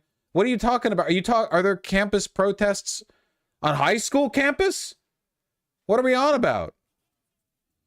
Stories about the spike in anti-Semitism and other kinds of hate. As a student in the district you are competing to represent, I'm curious about how you will handle these issues and safety in our schools. Congressman Bowman, you take this one first. So, Henry? It's not too biased in terms of the framing of the question. I'm a lifelong educator. I've dedicated my life to education and children, and whether I'm in Congress or doing something else, I will continue to work to keep children safe and to make sure we have quality education opportunities for our kids. The reason why hate continues to be persistent is because of historic miseducation that continues now in our schools and in our communities. We have been separated and segregated for so long and miseducated for so long. People don't even have knowledge of Jewish history or Muslim history or African American history, for that matter. One of the things I did in October after the horrible terrorist attacks on October 7th was hold a healing breakfast so I could hear from my Jewish constituents, so I could really understand their concerns, which would help me govern more aligned with what those concerns are. I also sponsored a trip for students from the Bronx to come down to Washington and visit the Holocaust Museum in Washington. And in the notes that I got back from students, many of them said that was the best part of their trip. So education is the key. I had one of the safest schools in the Bronx when I was an educator. Running out of time, Congressman. Go ahead, finish your thought. Yeah, I had one of the safest schools in the Bronx when I was an educator, and I want to bring that same vision and energy for the kids in New York 16. 1 minute. George Latimer, please explain for us your plan to tackle rising hate. Henry, what we did for schools is we brought together school superintendents and various individuals after the incident that happened at Roosevelt. There was a high school with LaFell School. There was a lot of debate back and forth about who said what. We brought them all together, and we went over certain efforts to try to help coordinate things before we went into the county center for Section 1 basketball, and we got a positive result out of that experience. Our Human Rights Commission, which I was part of creating 25 years ago, we've reactivated, Ken Jenkins and myself, in this term of office. And Tejas Anchala has reached out into every corner of this county to deal with anti-Semitism, to deal with anti-Asian hatred, Islamophobia, racism, and every other ism that exists out there. And I've made a point, not just of dealing with one or two communities that are subject to the hate, but all of the communities that are subject to the hate. And I gotta say, to left-leaning Jews, it's gotta be really frustrating how anti-Semitism's rise in America really began, honestly, more around 2014, when the alt-right online stuff preceding the MAGA movement and Trump and the normalization of that rhetoric and everything following the Liberty Caucus and all that. That was the real upswing in because it's always been an issue. But and then none of that gets acknowledged. And now through this, now the discourse happens. What it comes down to is the way we speak and our rhetoric. If we're going to give long speeches about what's happened 100 years ago, we're not dealing with what's happening today. Mr. Latimer, Latimer, I have to move on because I promised that we'd get back to some more questions on the Israel-Hamas war, and we have some speakers. Just let's sandwich the debate, The beginning, Israel-Hamas. At the end, Israel-Hamas. In the middle, we pretend to engage with some issues of relevance to the local constituents, but even then we pepper it in, that took the time to show up today. They have questions for both of you. 2 questions back to back. We're going to do this lightning round style now. 30 seconds to each answer each of these questions. And let me welcome Asia Quattlebaum. Where is she? Asia's with us. Welcome, Asia. Asia's joining us from Co-op City, which is new turf to this district following the redistricting process. Asia, go ahead with your questions for the candidates. As a Tufts University student who has participated in peaceful protests and visited encampments at other universities, the plight of Palestinian families affected by the ongoing conflict hits close to home. How will you ensure that international aid doesn't support governments or regimes involved in human rights violations? County Executive Latimer, 30 seconds. Go ahead. I think it's important for American policy to look at all human rights records of the various countries out there. And while there are concerns about Israel vis-a-vis Palestine, there's also concerns about Iran. There's concerns about Syria and Lebanon and Yemen. And they have some of the worst human rights conditions across the board. So we need to have a balanced view of what is there and how we condition the way we interact on the basis of a We don't give billions of dollars of weapons to Syria or Lebanon or Iran. We give them to Israel. We do not shield Syria or Lebanon or Iran or Yemen from constant UN denunciations. We do not do those things. We do it to Israel, though. Host of different issues. The Palestinian issue is before us today, but there is abuse happening in Sudan. There's abuse happening in China, all across this globe. And we have to be universal in the way we approach those human rights concerns. All right, Congressman, 30 seconds. Absolutely have to be universal as we deal with human rights, but the protests on college campuses are specifically related to U.S. tax dollars and weapons going to Israel as they bomb the civilians in Gaza. Got it. And so we called for a permanent ceasefire very early on. 69% of the district supports a permanent ceasefire. The majority of Americans supported permanent ceasefire. My opponent is standing with Benjamin Netanyahu and continuing the onslaught of innocent civilians in Gaza. Okay, let me get to our last viewer question. Scott Dubin is here. He's accused me of something I have to respond to. I don't stand with Benjamin Netanyahu. I stand with the hostage families. Those people should have their hostages returned. That's an essential... Really? So you stand against Netanyahu because the hostages' families fucking hate him. In fact, the protests outside the, is it the Knesset? Yeah, I believe it's physically outside the Knesset building. The protests there are largely against Netanyahu because he has not protected the hostages. So you should be anti-Netanyahu then. Part of what has to happen in the whole Okay. We call for the hostages to be returned multiple times. You have to Let's make it part listen of the to deal. our question It is from part Scott of the deal. Dubin. We said that already. Not when you call for an immediate ceasefire. Stop lying, man. No, you're the one that's lying, dude. You set a record for lying. Yeah. Scott Dubin has been patiently waiting to get his question in. Go ahead. Thank you. As a college student at NYU, I watched the Twin Towers come down from my dorm room window. Deeply impacted me. Mr. Bowman, you recently voted against H.R. 6408, a bill that revokes the tax-exempt status of entities which directly fund terrorism.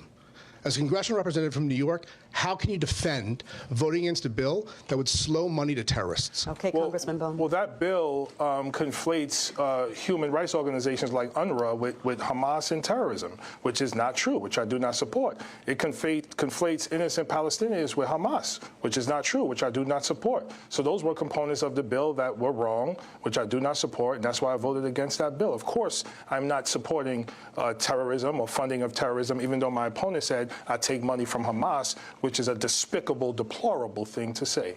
Your 30 seconds, County. That was a really good response, actually. Because that's a tough one to answer immediately. Like they really do, think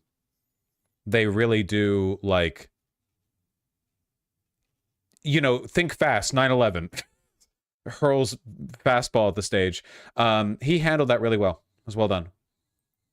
I never said Hamas. I said Hamas supporters. Man, come on. And they want to, man, come on yourself. Yes. You want to represent a false narrative. Here's the bottom line. It was a bad no vote. The vast majority of members of Congress, Democrats and Republicans, understood what that bill did, but Jamal and the squad voted no, just like they voted no on issue after issue after issue. They sit outside the mainstream of both Republicans and Democrats who want to see us deal with terrorism in a reasonable way. That bill was the right bill to vote yes on. Okay. He voted no, consistent with his philosophy. Okay, such a lively and animated conversation so far, but believe it or not, gentlemen, it is time for closing arguments. The order agreed to ahead of time by both of our candidates. George Latimer, you're up first, and you have 1 minute, sir.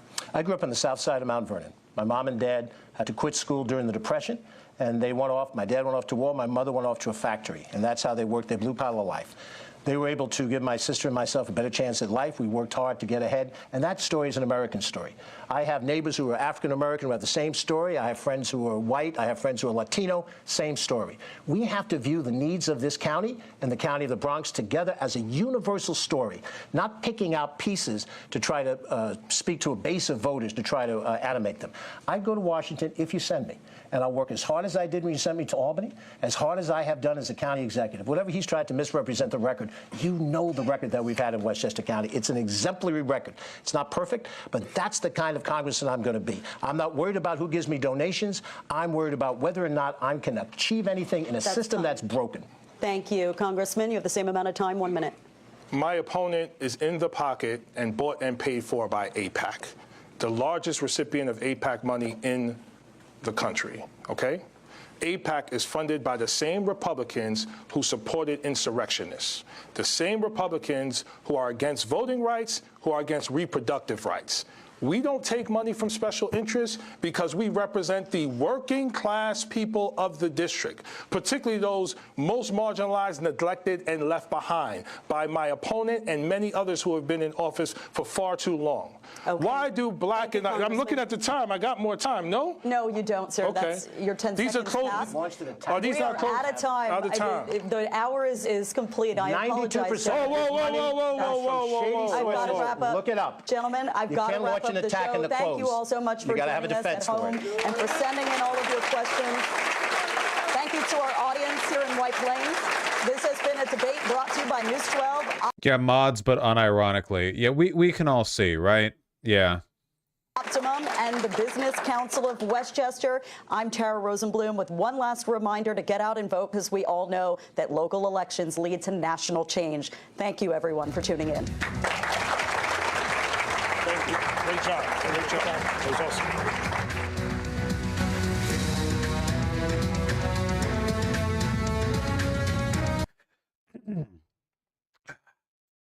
Exclamation point PV.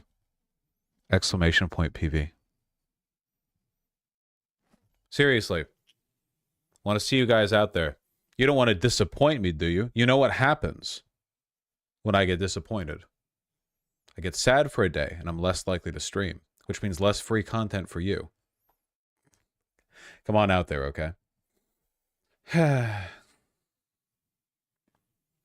Really, it is insane. Don't you want something good to happen for once? Don't you want the good guys to win for once? Don't you want, like, for goodness to prevail, even? Wouldn't that be cool if AIPAC spent $1 bajillion on getting this dipshit to oust Bowman and it fails? I think that'd be pretty nice. Will you eat duck donuts and have it catered at the event? I don't know, Black Mage. Let's check. How many times have you posted about it? A little bit too much, I'd say, in my personal opinion, but not enough to get it banned. Be careful.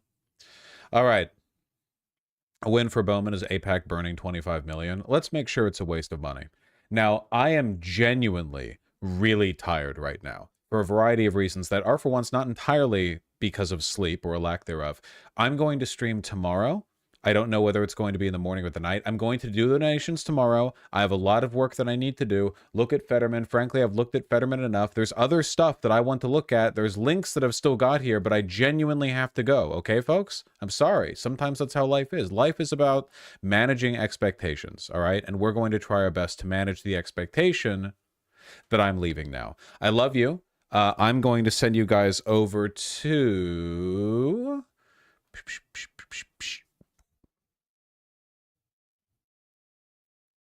I'm going to send you over to...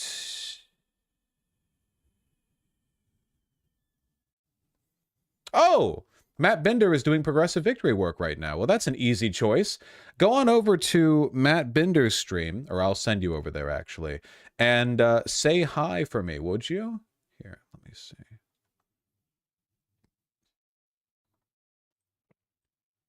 Matt? Let me make sure I have the name right. Okay, there we go. All right. YouTube or Twitch? You'll see soon.